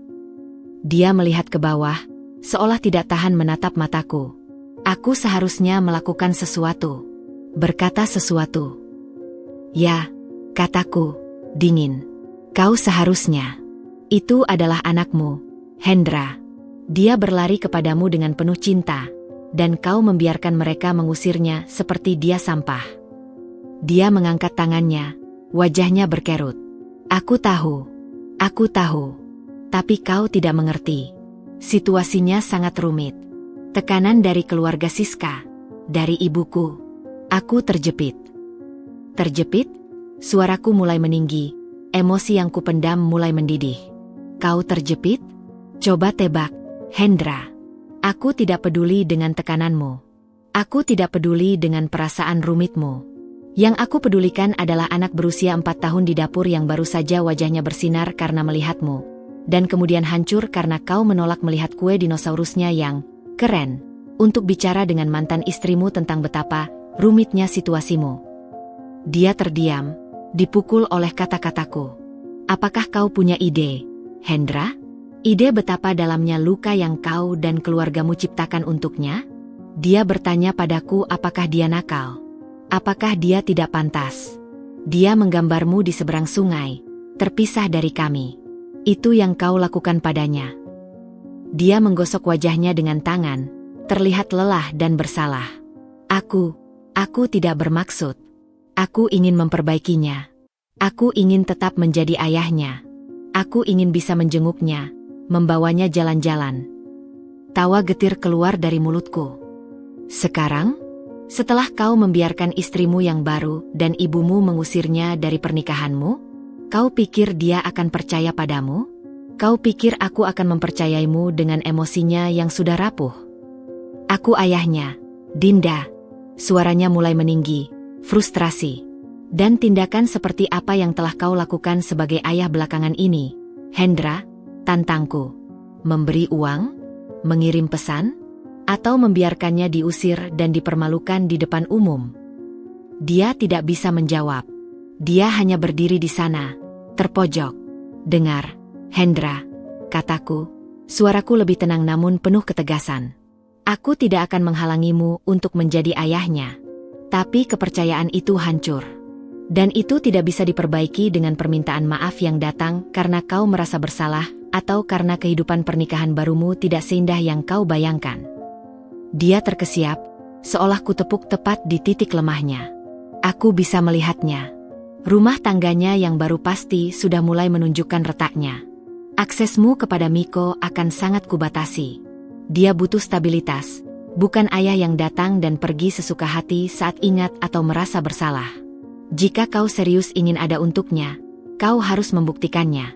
Dengan konsistensi, dengan komitmen, dan yang paling penting, dengan menetapkan batasan yang jelas dengan ibumu dan istrimu bahwa Miko adalah anakmu dan tidak boleh disakiti lagi. Dia mengangguk pelan, tampak kewalahan. Aku mengerti. Aku belum selesai, potongku. Semua pertemuan, untuk saat ini, akan di bawah pengawasanku. Dan jika ada satu komentar jahat, satu tatapan sinis, atau satu usaha untuk menyakiti Miko dari keluargamu, itu berakhir. Kau paham? Dia melihatku, dan untuk pertama kalinya, mungkin dia benar-benar melihat kekuatanku, keteguhanku sebagai seorang ibu. Dia mengangguk lagi, lebih pasti kali ini. Aku paham. Bagus. Sekarang, ada satu hal yang harus kau lakukan sebelum kau pergi. Apa? Tanyanya, bingung. Pergi ke dapur. Lihat kue dinosaurusnya. Pujilah. Dan katakan padanya bahwa kau akan datang lagi lain waktu untuk mencobanya. Jangan hancurkan harapannya sekali lagi. Dia memandangku, dan untuk sesaat, aku melihat kilasan pria yang dulu ku kenal. Bukan sebagai suami, tapi sebagai seseorang yang mungkin masih punya hati. Dia mengangguk, lalu berjalan pelan menuju dapur. Aku tidak mengikutinya. Aku berdiri di teras, mendengar suara mereka yang samar-samar. Ayah, lihat, ini dinosaurus. Wah, bagus sekali, nak. Pasti enak ya? Iya. Nanti kalau sudah mateng, ayah mau coba. Ada jeda. Lalu, ayah, lain kali, ya? Ayah janji. Jawabannya yang tidak langsung membuat hatiku sakit untuk Miko. Tapi setidaknya, dia tidak menolak secara langsung. Beberapa menit kemudian, Mas Hendra keluar dari dapur. Wajahnya lebih pucat dari sebelumnya. Dia bilang dia tunggu. Gumamnya, suaranya serak. Aku hanya mengangguk. Jangan buat dia menunggu untuk sesuatu yang tidak akan pernah datang, Hendra. Itu lebih kejam daripada tidak memberi harapan sama sekali. Dia pergi dengan bahu masih membungkuk. Permintaan maafnya tadi terasa kosong. Lebih untuk meredakan rasa bersalahnya sendiri daripada untuk benar-benar memperbaiki keadaan untuk Miko. Tapi setidaknya, aku telah menancapkan bendera, menetapkan aturan. Dunia Miko adalah wilayahku, dan siapapun yang ingin masuk, termasuk ayahnya, harus mematuhi peraturanku. Untuk Miko, aku akan menjadi penjaga gerbang yang tak kenal ampun. Kehidupan kami berusaha kembali ke jalurnya yang tenang setelah kunjungan Mas Hendra yang singkat dan penuh ketegangan. Miko, meski masih kadang bertanya kapan, lain kali, yang dijanjikan ayahnya akan tiba, tampaknya mulai menerima bahwa ayahnya adalah figur yang hadir dan pergi dengan cara yang tidak bisa diprediksi. Aku fokus pada pekerjaan dan usahaku untuk membangun kembali kepercayaan dirinya. Namun, kedamaian itu rapuh. Aku seharusnya tahu bahwa Siska, yang cemburu dan posesif, tidak akan tinggal diam setelah kunjungan Mas Hendra. Rupanya, dia telah menyelidiki atau mungkin bahkan memaksa Mas Hendra untuk mengaku bahwa dia telah menemuiku. Serangannya dimulai secara halus, hampir tidak terlihat. Aku mulai menerima permintaan pertemanan dari akun-akun media sosial yang tidak kukenal. Awalnya kuhira itu hanya spam biasa, sampai suatu sore, saat sedang bersantai dengan Miko, sebuah pesan masuk ke inboxku dari seorang wanita yang mengaku sebagai teman SMA. Dinda, benarkan ini kamu? Aku Linda. Dulu sekelas waktu SMA? Wah, lama banget gak ketemu. Aku lihat kamu sekarang jadi single mom ya? Hebat banget bisa mandiri. Cerita dong, gimana rasanya jadi jagain mantan suami nikah lagi? Pasti sakit ya? Pesan itu membuatku merinding. Nada yang pura-pura peduli tapi penuh dengan intisari jahat. Aku tidak membalasnya dan memblokir akun tersebut. Tapi itu hanya awal. Keesokan harinya, sebuah postingan muncul di sebuah grup alumni daerah yang anggotanya termasuk beberapa kenalan masa kecilku. Sebuah akun anonim memposting sebuah cerita panjang. Share aja ya, demi kewaspadaan kita bersama. Jadi, ada seorang mantan istri yang gak bisa move on. Padahal suaminya sudah nikah lagi sama yang lebih muda dan sukses. Si mantan ini malah datengin pesta pernikahan mantannya itu, bawa anak lagi, mau caper dan cari perhatian. Sampai-sampai si pengantin wanita yang baik hati jadi stres dan hampir nangis di hari bahagianya. Yang parah, anaknya dibikin alat buat caper. Kasian banget kan anaknya jadi korban. Aku membacanya dengan tangan gemetar. Ceritanya dibumbui dengan detail yang dipelintir. Kami digambarkan sebagai pengacau, sementara Siska adalah korban yang malang. Beberapa komentar mulai bermunculan, ada yang menyayangkan, ada yang mengejek. Wah, berani banget ya datengin pernikahan mantan. Itu namanya nggak tahu diri. Anaknya kasihan, dibikin alat. Tidak ada nama yang disebutkan, tapi cukup banyak orang dalam grup itu yang tahu ceritaku. Tanganku berkeringat dingin. Ini adalah serangan yang dirancang untuk menghancurkan reputasiku dan mengisolasi kami secara sosial. Tak lama kemudian, teleponku berdering. Itu Sari, sahabat dekatku sejak SMA. Din, kamu lihat postingan di grup alumni? Tanyanya, suaranya khawatir. Baru saja, jawabku, mencoba menahan getar suara. Itu tidak benar, Sar. Aku tahu itu tidak benar. Kamu nggak mungkin kayak gitu. Tapi yang lain, banyak yang mulai ngegosip. Bahkan ada yang nanya-nanya ke aku. Dadaku sesak. Apa yang harus kulakukan, Sar? Membalas di grup itu? Itu hanya akan membuatnya lebih ramai. Jangan, nasihat Sari. Itu yang mereka mau. Mereka mau kamu terlihat emosional dan defensif. Diam saja. Orang yang punya otak akan tahu itu fitnah. Tapi, diam saja, ternyata tidak menghentikan Siska. Beberapa hari kemudian, Miko pulang dari sekolah dengan wajah murung. Bunda, panggilnya saat aku menyambutnya di pintu. Apa itu, caper? Jantungku langsung berdebar kencang. Dari mana kamu dengar kata itu, sayang? Tadi di sekolah, Jason sama Kevin bilang Miko caper. Katanya Miko caper waktu di pesta, ayah supaya ayah perhatian. Miko nangis karena dikatain caper. Marah dan sedih membanjiriku. Mereka tidak hanya menyerangku, tapi sekarang menyasar anakku yang berusia 4 tahun. Aku berjongjuk, memeluknya erat. Itu kata-kata yang tidak baik, sayang. Dan itu tidak benar. Kamu bukan caper. Kamu hanya ingin memeluk ayahmu. Itu hal yang normal. Tapi mereka bilang Miko caper. Isaknya, bersembunyi di bahuku. Miko nggak mau disebut caper. Aku menggigit bibirku sampai nyaris berdarah. Ini sudah keterlaluan. Aku menuntun Miko ke dalam, mencoba menenangkannya dengan camilan dan film kartun. Setelah dia tenang, aku menelepon wali kelasnya. Bu Rina, ini Ibu Dinda, ibu dari Miko. Oh, Ibu Dinda. Ada yang bisa saya bantu? Saya ingin melaporkan bahwa Miko mengalami bullying verbal hari ini oleh beberapa temannya. Mereka memanggilnya caper dan menyakiti perasaannya. Bu Rina terdengar kaget. Caper? Itu kata yang sangat tidak pantas untuk anak TK. Ibu tahu ini dari mana? Aku menjelaskan singkat bahwa ada fitnah yang beredar tentang kami, dan rupanya sampai juga ke telinga orang tua murid lainnya, yang kemudian diulang oleh anak-anak mereka. Saya sangat menyesal mendengar ini, Ibu Dinda. Saya akan perhatikan lebih lanjut dan berbicara dengan anak-anak tersebut besok. Bullying tidak akan kami tolerir. Dan saya juga akan mengingatkan semua orang tua untuk lebih berhati-hati dalam membicarakan sesuatu di depan anak-anak. Terima kasih, Bu Rina. Saya sangat menghargainya. Setelah menutup telepon, aku merasa lelah. Sangat lelah. Perang ini tidak adil. Aku hanya ingin hidup damai dengan anakku, tapi mereka terus menyerang. Malam itu, setelah Miko tertidur, aku duduk sendirian di ruang tamu. Aku membuka media sosial lagi. Postingan fitnah itu masih ada, dan komentarnya bertambah.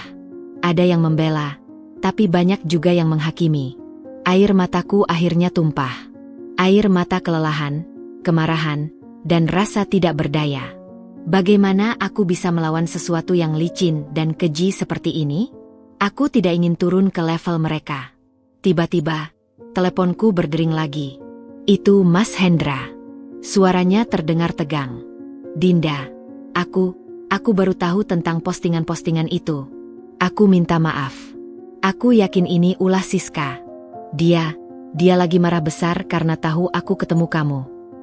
Dan itu membenarkan dia untuk menyebarkan fitnah dan membuat anakmu diejek di sekolah. Potongku, suaraku bergetar menahan amarah. Dia diejek? Miko?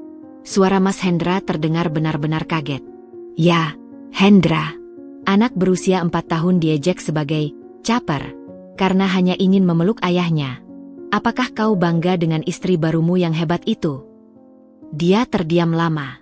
Aku akan bicara padanya. Bicaralah. Dan katakan padanya bahwa jika dia tidak menghentikan ini, aku tidak akan tinggal diam lagi. Aku sudah mengumpulkan semua bukti pesan anonim dan postingan fitnah. Jika perlu, aku akan membawanya ke ranah hukum untuk pencemaran nama baik dan perlindungan anak. Katakan itu padanya. Suaraku tegas, tanpa keraguan. Ancaman hukum mungkin berlebihan, tapi aku harus membuatnya takut. Aku akan sampaikan, janjinya, suaranya kecil.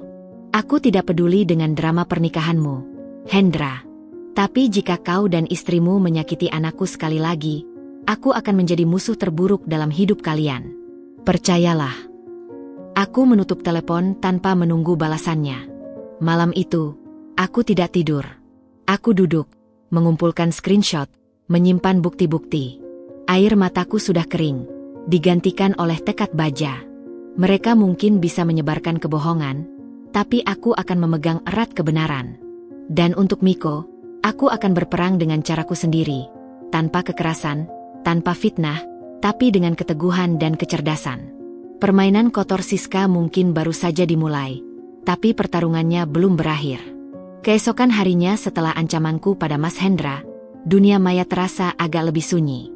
Postingan fitnah itu menghilang dari grup alumni, dan permintaan pertemanan anonim berhenti datang.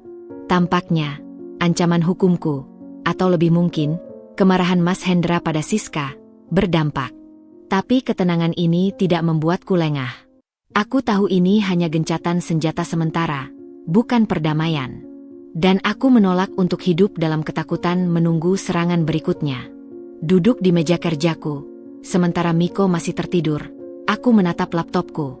Kemarahan dan rasa tidak berdaya dari kemarin telah menyublim menjadi sebuah resolusi yang dingin dan terfokus. Aku tidak akan membalas fitnah dengan fitnah. Itu akan menurunkanku ke level mereka. Sebaliknya, aku akan membalas dengan cara yang paling tidak mereka duga, dengan kesuksesan dan ketenangan. Pekerjaan. Itulah senjataku. Aku membuka dokumen proyek klien premium yang ditawarkan Pak Anton. Ini adalah kesempatan besar.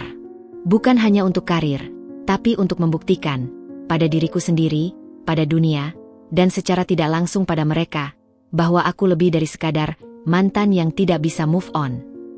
Aku adalah seorang profesional, seorang ibu, dan seorang yang tangguh. Aku menyelam ke dalam pekerjaan dengan intensitas yang baru. Setiap malam, setelah Miko tidur, aku membuka laptop lagi. Aku menganalisis data, menyusun strategi, menulis proposal yang sempurna. Pekerjaan ini menjadi pelarian yang sehat, sebuah dunia di mana hasil hanya dicapai dengan kerja keras dan kecerdasan, bukan dengan intrik dan fitnah. Suatu sore, di tengah-tengah rapat tim online, Pak Anton memintaku tetap berada di meeting room virtual setelah yang lain keluar. Dinda, saya sudah lihat progresmu untuk proyek Regatta Holdings. Luar biasa. Pendekatanmu terhadap analisis risiko mereka sangat detail dan insightful. Pujinya, wajahnya terlihat serius melalui kamera. Terima kasih, Pak Anton. Saya hanya mencoba melakukan yang terbaik. Klien ini penting, jawabku, berusaha sopan. Lebih dari penting. Ini adalah klien yang sangat menuntut dan berpengaruh. Dan saya percaya kamu yang bisa menanganinya. Saya resmi menempatkanmu sebagai kepala tim untuk proyek ini. Semua sumber daya yang kamu butuhkan, laporkan padaku. Jantungku berdebar kencang. Ini nyata. Saya tidak tahu harus berkata apa. Pak, terima kasih atas kepercayaannya. Saya tidak akan mengecewakan. Saya tahu kamu tidak akan. Dan terkait dengan itu, ada kenaikan gaji yang signifikan tentunya, dan opsi kerja remote yang lebih fleksibel. Saya tahu kamu seorang ibu, dan saya menghargai dedikasi dan keseimbangan yang kamu jaga. Hampir saja air mataku tumpah mendengarnya. Pengakuan itu terasa seperti balm pada luka egoku yang tersayat-sayat. Itu sangat berarti, Pak. Terima kasih. Setelah rapat, aku merasa seperti bisa terbang. Aku berjalan ke kamar Miko yang sedang asyik menggambar. Miko, sayang. Bunda dapat proyek besar. Kita bisa jalan-jalan ke theme park yang kamu mau akhir pekan ini. Dia melompat kegirangan. Hore! Bunda hebat, teriaknya, memelukku. Pujiannya, polos dan tulus, berarti lebih dari apapun. Inilah yang penting. Bukan pengakuan dari mereka, tapi dari orang yang benar-benar mencintaiku. Di tengah euforia ini, sebuah ide muncul. Sebuah ide untuk saluran lain yang bukan hanya tentang membela diri, tapi tentang membangun sesuatu yang positif. Malam itu, setelah Miko tidur, aku membuka platform blog baru. Dengan nama samaran yang tidak bisa dilacak ke aku mulai menulis. Judul pertamaku, bukan cerita tentang mantan, membangun kembali setelah runtuhnya dunia. Aku menulis dengan jujur tapi tanpa kebencian. Aku bercerita tentang tantangan menjadi orang tua tunggal, tentang betapa pentingnya fokus pada anak daripada drama orang dewasa, tentang menemukan kekuatan dalam kelemahan, dan tentang membangun kembali harga diri yang sempat hancur. Aku tidak menyebut nama, tidak menyebut peristiwa spesifik, tapi menulis dengan emosi yang begitu raw dan universal sehingga siapapun yang membacanya bisa merasakan kejujurannya. Aku belajar bahwa keluarga tidak selalu tentang darah, tapi tentang siapa yang tetap ada saat seluruh dunia berbalik meninggalkanmu. Tentang pelukan kecil di pagi hari yang mengingatkanmu bahwa kamu adalah seluruh dunianya. Tentang kekuatan yang kamu temukan tidak untuk dirimu sendiri, tapi untuk seseorang yang tidak akan pernah berhenti memandangmu dengan mata penuh percaya. Aku mempublisnya tanpa ekspektasi apapun. Keesokan harinya, saat aku membuka blognya, ada beberapa likes dan komentar. Terima kasih sudah berbagi. Saya merasa tidak sendirian. Air mataku jatuh. Ini persis yang saya alami. Kamu kuat. Terus menulis. Itu hanya segelintir. Tapi itu sesuatu. Aku terus menulis. Tentang Miko yang bertanya soal pantas tidak pantas. Tentang lukisan dinosaurusnya. Tentang tantangan kerja dan menjadi ibu. Aku menulis dengan jujur, penuh cinta, dan tanpa dendam. Beberapa minggu kemudian, blogku mulai mendapat perhatian. Jumlah pembacanya meningkat. Sebuah akun influencer parenting yang cukup besar membagikan salah satu tulisanku. Share this beautiful picture by an anonymous writer. This is what resilience looks like. This is motherhood. Aku duduk terpaku, melihat traffic blogku melonjak. Komentar-komentar positif berdatangan. Mereka tidak tahu itu aku, tapi mereka mengerti perasaannya. Mereka memvalidasi perjuanganku tanpa mengetahui detailnya. Sementara itu, di kehidupan nyata, proyek regataku berjalan sukses. Presentasiku diterima dengan sangat baik oleh klien. Pak Anton memujiku di depan seluruh tim. Dinda telah menunjukkan dedikasi dan keahlian yang luar biasa. Hasil kerjanya berbicara sendiri. Rasa percaya diriku, yang sempat hancur oleh pengusiran dan fitnah, perlahan tapi pasti mulai dibangun kembali, batu demi batu, oleh pencapaian nyata dan pengakuan tulus. Suatu hari, Sari menelepon, suaranya terdengar bersemangat. Din, kamu baca blog, bukan cerita tentang mantan, itu belum? Itu pasti kamu ya? Aku nangis bacanya. Aku tersenyum kecil. Maybe yes, maybe no. Yang penting isinya rela tekan. Rela banget. Dan sekarang semua pada ngomongin blog itu. Bukan gosip fitnah kemarin-kemarin lagi. Malahan ada yang mulai nanya-nanya kebenaran cerita yang di grup alumni dulu. Itulah yang kuharapkan.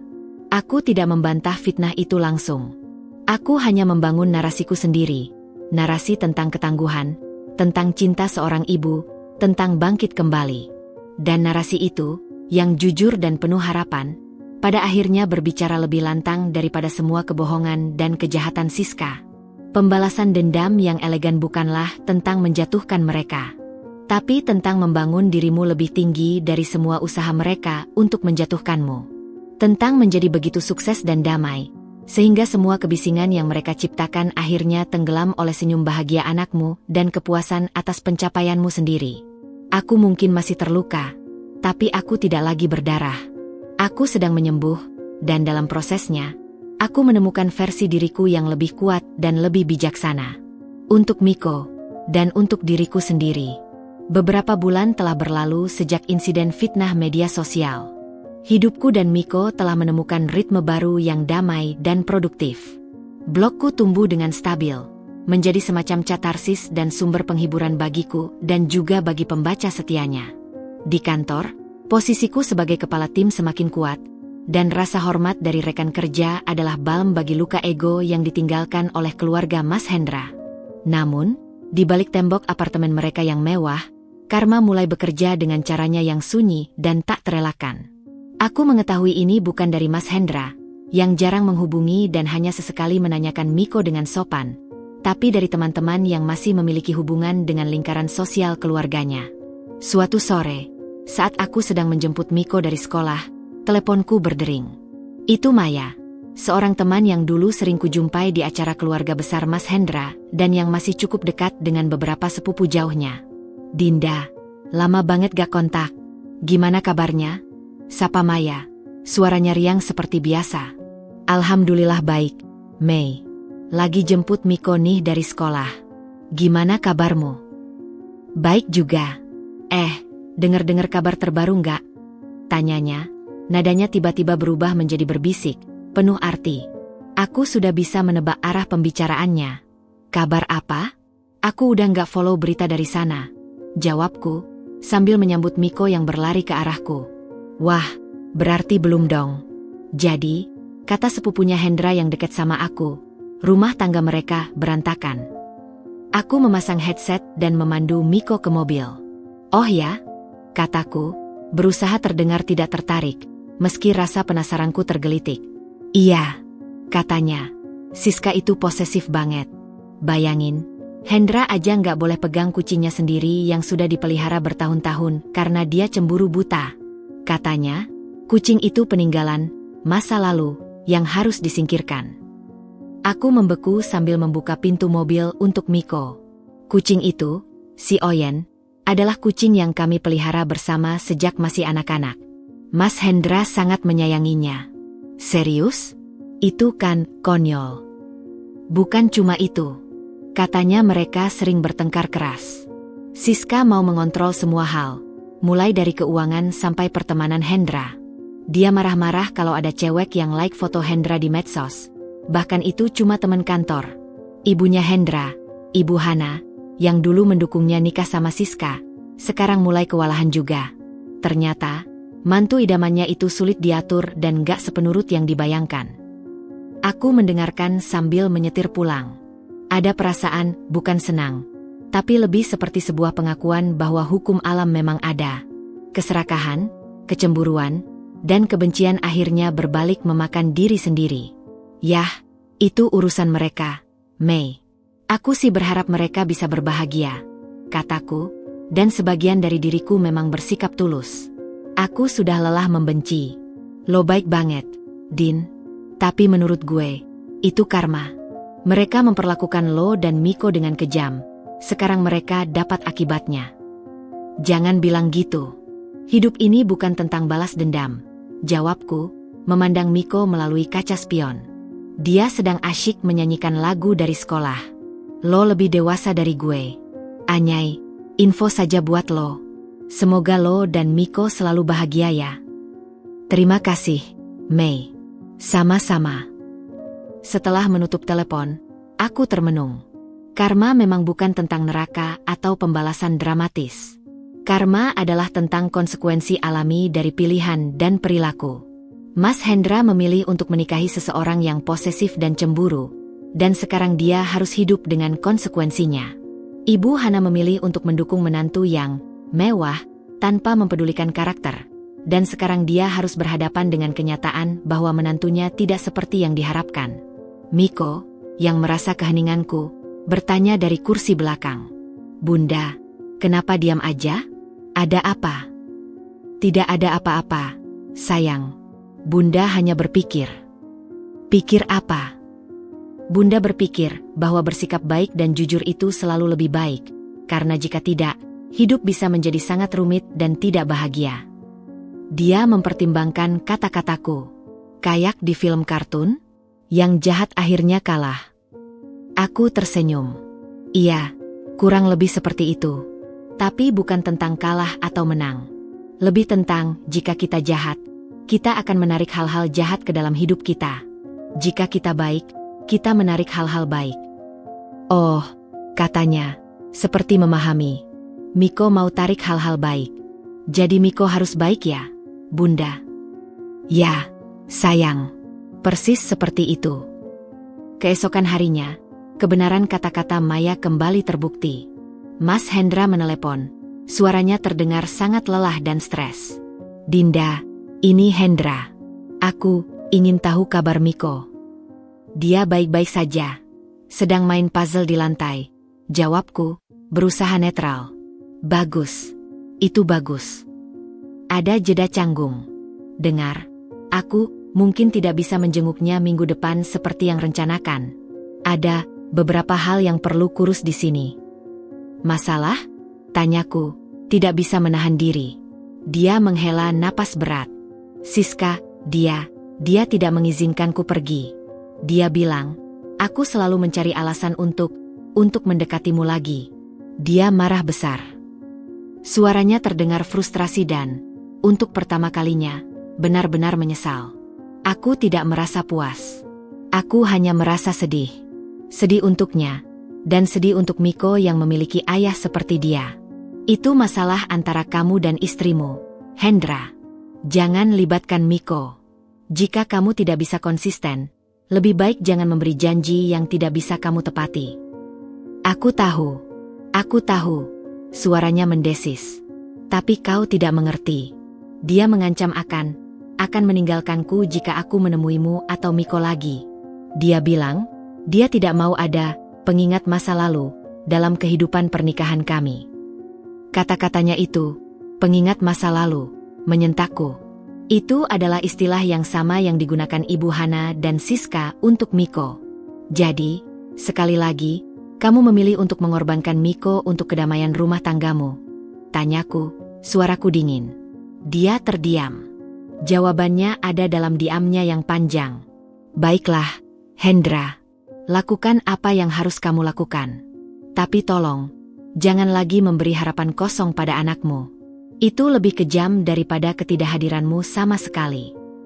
Aku menutup telepon sebelum dia bisa membalas. Leherku terasa kaku. Aku melihat Miko yang sedang asyik dengan puslenya, tidak menyadari bahwa ayahnya sekali lagi telah memilih untuk tidak memilihnya. Tapi kali ini, rasa sakitnya tidak terlalu dalam. Karena aku tahu, karma sudah bekerja. Mas Hendra sekarang terperangkap dalam sangkar emas yang dipilihnya sendiri. Sebuah pernikahan yang dibangun di atas dasar kecemburuan, posesivitas, dan pengorbanan hubungan dengan anaknya sendiri. Dan sangkar itu, meski berkilau, mulai terasa sempit dan pengap. Aku berjalan menghampiri Miko dan duduk di sebelahnya. Butuh bantuan, sayang. Iya, Bunda. Yang ini nggak muat-muat, katanya, menunjuk sebuah potongan puzzle. Biar Bunda bantu. Aku mengambil potongan itu dan dengan mudah menempatkannya di tempat yang tepat. Bunda hebat, pujinya, tersenyum. Senyumnya itu, tulus dan penuh percaya, adalah segala yang kubutuhkan. Itu adalah karma terbaikku, sebuah kebahagiaan yang murni dan damai, yang mereka, dengan semua kekayaan dan drama mereka, tidak akan pernah bisa miliki.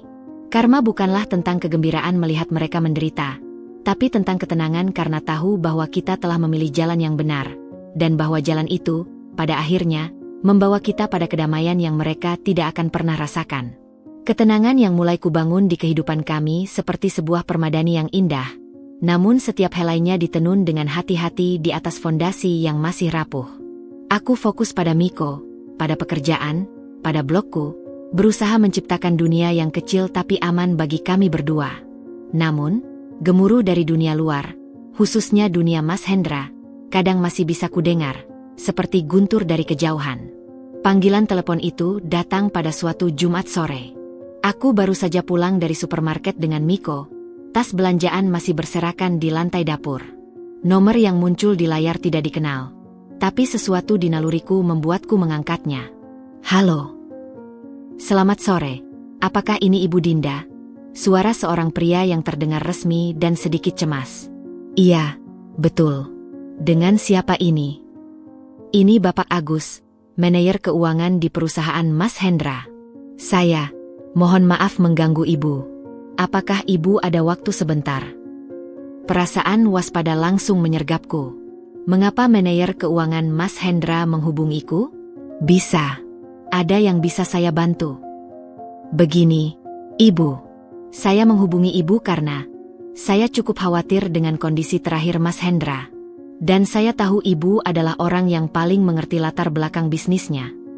Aku memang dulu sering terlibat dalam diskusi bisnis Mas Hendra di awal-awal pernikahan kami. Sebelum akhirnya aku memilih fokus pada Miko dan keluarganya meminggirkanku. Kondisi seperti apa, Pak Agus?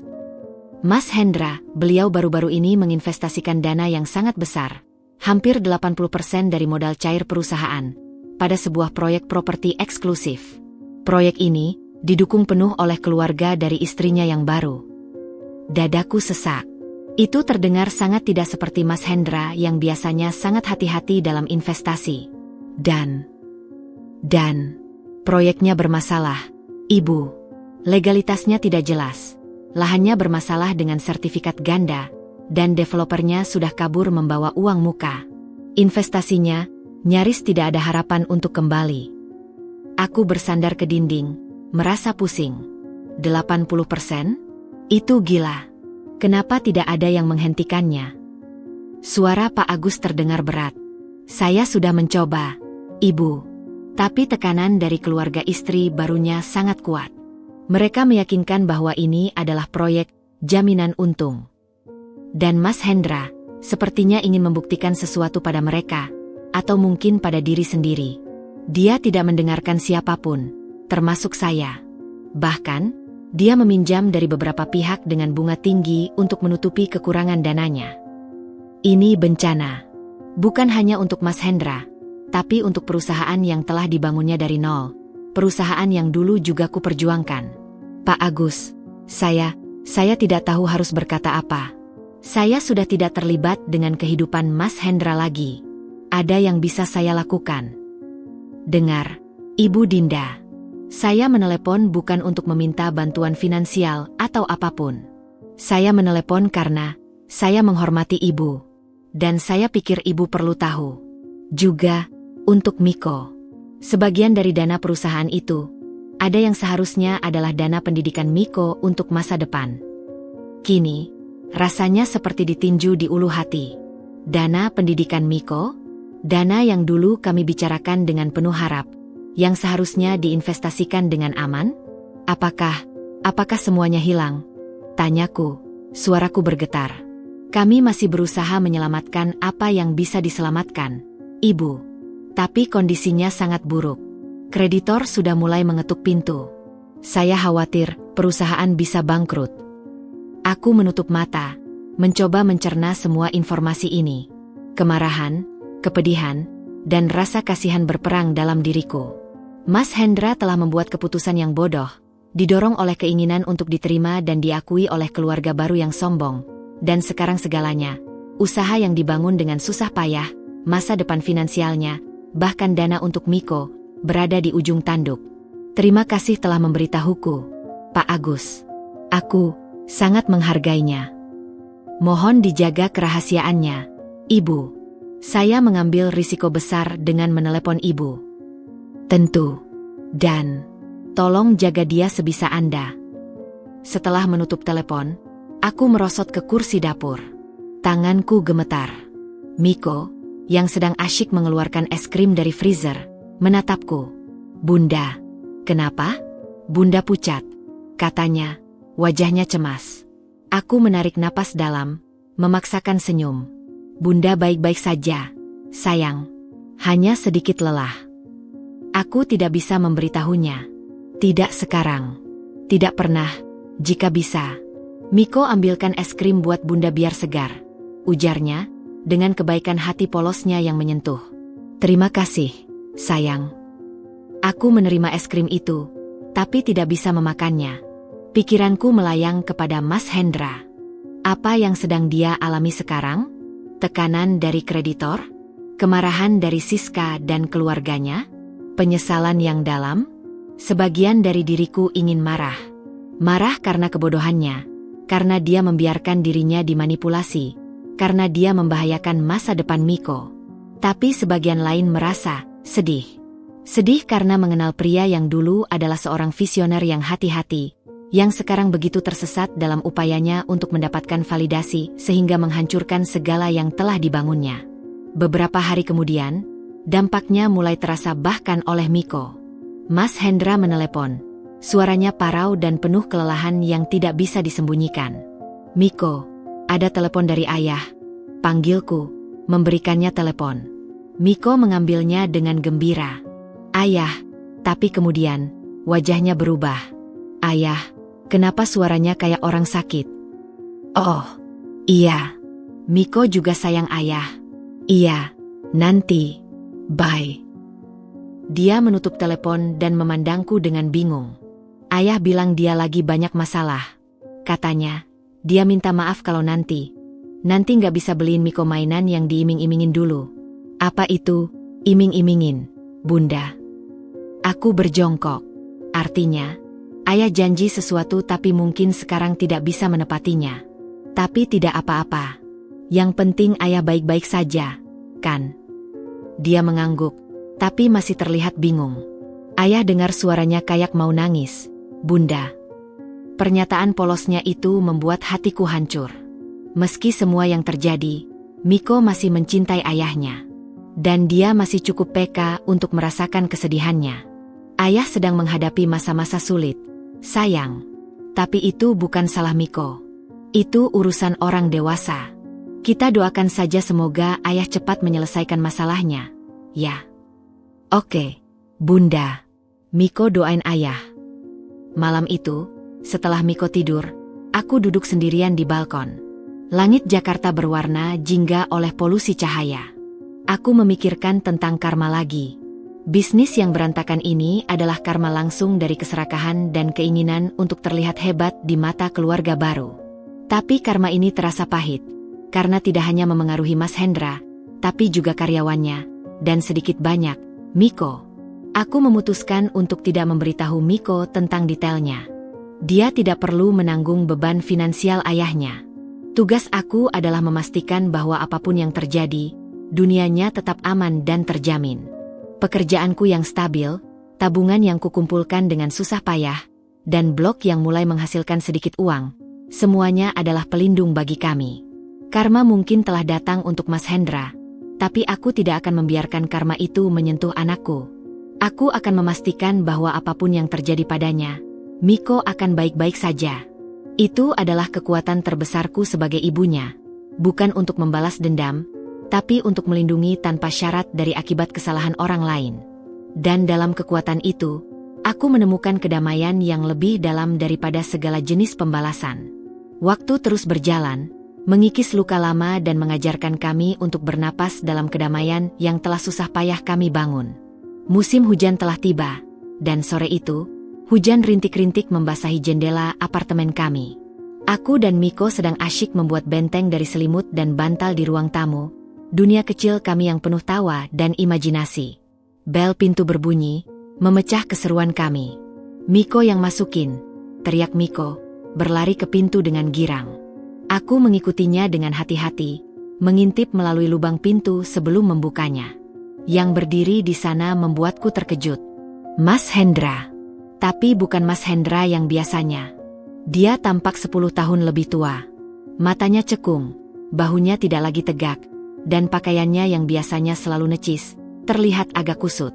Dia basah kuyup oleh hujan, dan tidak membawa payung. Ayah. Miko membeku di tempat, suaranya kecil dan penuh kehati-hatian yang membuatku sakit hati. Rasa percaya spontannya telah terkikis. Mas Hendra memandangi Miko, dan untuk pertama kalinya sejak pernikahannya, aku melihat air mata di matanya.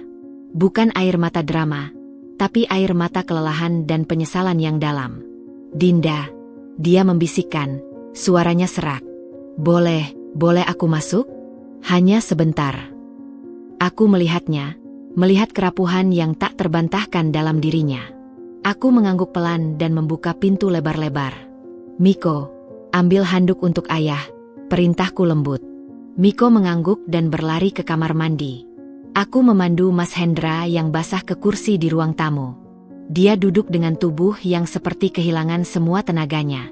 Miko kembali dengan handuk besar. "Nih, ayah," katanya, menyodorkannya dengan sikap waspada. "Terima kasih, nak," ucap Mas Hendra. Suaranya bergetar saat mengambil handuk itu. Dia mengusap wajahnya, tapi air matanya tidak berhenti. "Ayah nangis?"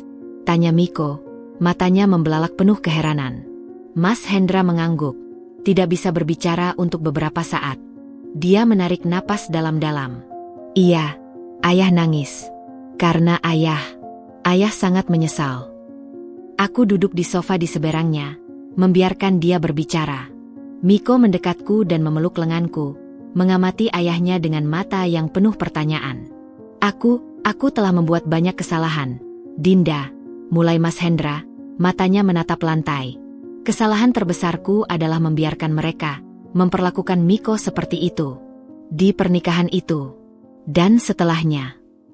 Dia memandang Miko. "Ayah minta maaf, nak. Ayah seharusnya membelamu. Ayah seharusnya tidak diam. Ayah adalah ayah yang buruk." Miko hanya memandangnya, tidak tahu harus berkata apa. Dia memeluk lenganku lebih erat. "Dan semua ini, kebangkrutan, kehilangan segalanya. Itu adalah kesalahanku sendiri. Aku terbuai, ingin diterima, ingin diakui oleh mereka. Dan aku mengorbankan segalanya untuk itu. Bahkan dana untuk masa depanmu, Miko." Suaranya pecah pada bagian terakhir. Dia menangis sekarang, tangisan yang tidak terbendung dari seorang pria yang telah kehilangan segalanya. Hartanya, harga dirinya, dan yang paling menyakitkan, rasa hormat dari anaknya. Aku duduk dalam diam, membiarkan kesedihannya mengisi ruangan. Aku tidak merasa puas. Aku hanya merasa hampa dan sedih. Sedih untuk pria yang dulu pernah kukenal. Sedih untuk ayah dari anakku. "Kenapa kau datang ke sini, Hendra?" tanyaku akhirnya, suaraku lembut. Dunianya Siska dan ibuku. Itu penuh dengan sandiwara dan penilaian. Sekarang setelah aku jatuh, mereka menjauh. Siska mengancam akan meninggalkanku. Ibuku menyalahkanku karena tidak mendengarkan nasihatnya. Nasihat yang dulu dia sendiri yang dorong. Dia menggeleng, tertawa getir. "Aku kehilangan segalanya, Dinda. Dan yang tersisa adalah kenyataan pahit bahwa aku telah mengorbankan satu-satunya hal yang benar-benar tulus dalam hidupku untuk sebuah ilusi." Matanya menatapku, penuh penyesalan. "Kalian berdua, cintamu yang tulus. Dan Miko, anak kita yang luar biasa." Dia melihat Miko. "Ayah tidak mengharapkan kamu memaafkan ayah, nak. Ayah hanya ingin kamu tahu bahwa ini semua salah ayah, bukan salah kamu. Kamu selalu pantas. Kamu selalu dicintai. Ayah yang bodoh karena tidak menunjukkan itu." Miko mendongak kepadaku, matanya berkaca-kaca. "Bunda." Aku membelai rambutnya. "Ayah berbicara jujur, sayang." Dia menyesal. Miko melepaskan pelukannya dan perlahan mendekati ayahnya yang masih duduk terpekur. Dia berdiri di hadapannya untuk beberapa saat, lalu mengulurkan tangan kecilnya dan menyentuh tangan Mas Hendra. "Ayah jangan nangis," bisiknya. Miko sedih lihat ayah nangis.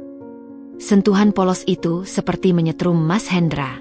Dia memandang tangan mungil Miko di tangannya, dan tangisnya semakin menjadi. "Maafkan ayah, nak. Maafkan ayah." Miko tidak berkata apa-apa. Dia hanya memeluk kepala ayahnya yang tertunduk. Adegan itu begitu intim dan menyayat hati. Aku akhirnya berbicara. "Hendra, aku dan Miko, telah melalui masa yang sangat sulit. Kami telah belajar untuk tidak bergantung pada siapapun, termasuk kamu. Maaf, adalah permulaan, tapi itu tidak serta-merta mengembalikan kepercayaan atau mengubah segalanya. Dia mengangguk, masih terisak. Aku tahu. Aku tidak berharap untuk langsung diterima. Aku hanya ingin kalian tahu. Aku ingin memulai dari sini. Perlahan. Jika kalian mengizinkan. Kehidupan kami sekarang damai, Hendra. Aku tidak akan membiarkan siapapun, termasuk kamu, mengacaukan kedamaian itu lagi. Jika kamu ingin ada untuk Miko, itu harus dengan syarat kami. Konsisten. Tidak ada janji kosong. Tidak ada drama dari keluargamu. Jika tidak, lebih baik kamu tidak ada sama sekali. Ucapanku tegas, tapi tidak kejam. Itu adalah batas yang kubutuhkan untuk melindungi anakku. Aku mengerti, katanya, mengusap air matanya dengan handuk. Aku akan menghormati itu. Aku akan membuktikannya. Dia berdiri, tubuhnya masih terlihat lemah. Aku harus pergi. Terima kasih sudah mendengarkan. Dia menatap Miko sekali lagi, matanya penuh cinta dan penyesalan yang dalam. Selamat tinggal, nak. Jagalah bundamu. Selamat tinggal, ayah, jawab Miko, masih terlihat sedih dan bingung. Aku mengantarnya ke pintu. Dia berbalik sebelum pergi. Dinda, terima kasih. Untuk segalanya. Untuk menjadi ibu yang hebat untuk Miko. Aku menyesal telah melewatkan itu. Aku mengangguk, tidak bisa berkata-kata. Dia pun pergi, menghilang dalam rintik hujan. Seorang pria yang hancur, membawa serta beban penyesalannya. Aku menutup pintu dan kembali ke ruang tamu. Miko masih berdiri di sana, memandangi pintu. Bunda, ayah akan baik-baik saja? Tanyanya, suaranya kecil. Ayah adalah orang dewasa, sayang. Dia akan menemukan jalannya sendiri. Aku merangkulnya. Yang penting, kita baik-baik saja. Kita selalu baik-baik saja, kan? Dia memelukku erat. Iya, Bunda. Tim Miko dan Bunda. Tim Miko dan Bunda, kukatakan, mencium kepalanya. Pengakuan Mas Hendra datang terlambat. Itu tidak serta-merta menyembuhkan semua luka atau mengembalikan waktu yang telah hilang. Tapi itu adalah penutup, sebuah halaman yang akhirnya dibalik. Bagi kami, itu adalah pengakuan bahwa kami memang pantas, bahwa kami selalu berada di pihak yang benar. Dan bagi Mas Hendra, itu adalah awal dari perjalanan panjang untuk memperbaiki diri, sebuah perjalanan yang mungkin atau mungkin tidak pernah benar-benar membawanya kembali kepada kami. Tapi itu tidak lagi menjadi fokus kami. Kami telah belajar untuk tidak menunggu pengakuan atau permintaan maaf siapapun untuk menjadi bahagia. Kebahagiaan kami adalah benteng yang kami bangun bersama, bata demi bata, dengan cinta, ketahanan, dan kerja keras. Dan di dalam benteng itu, kami aman. Kami utuh. Kami cukup.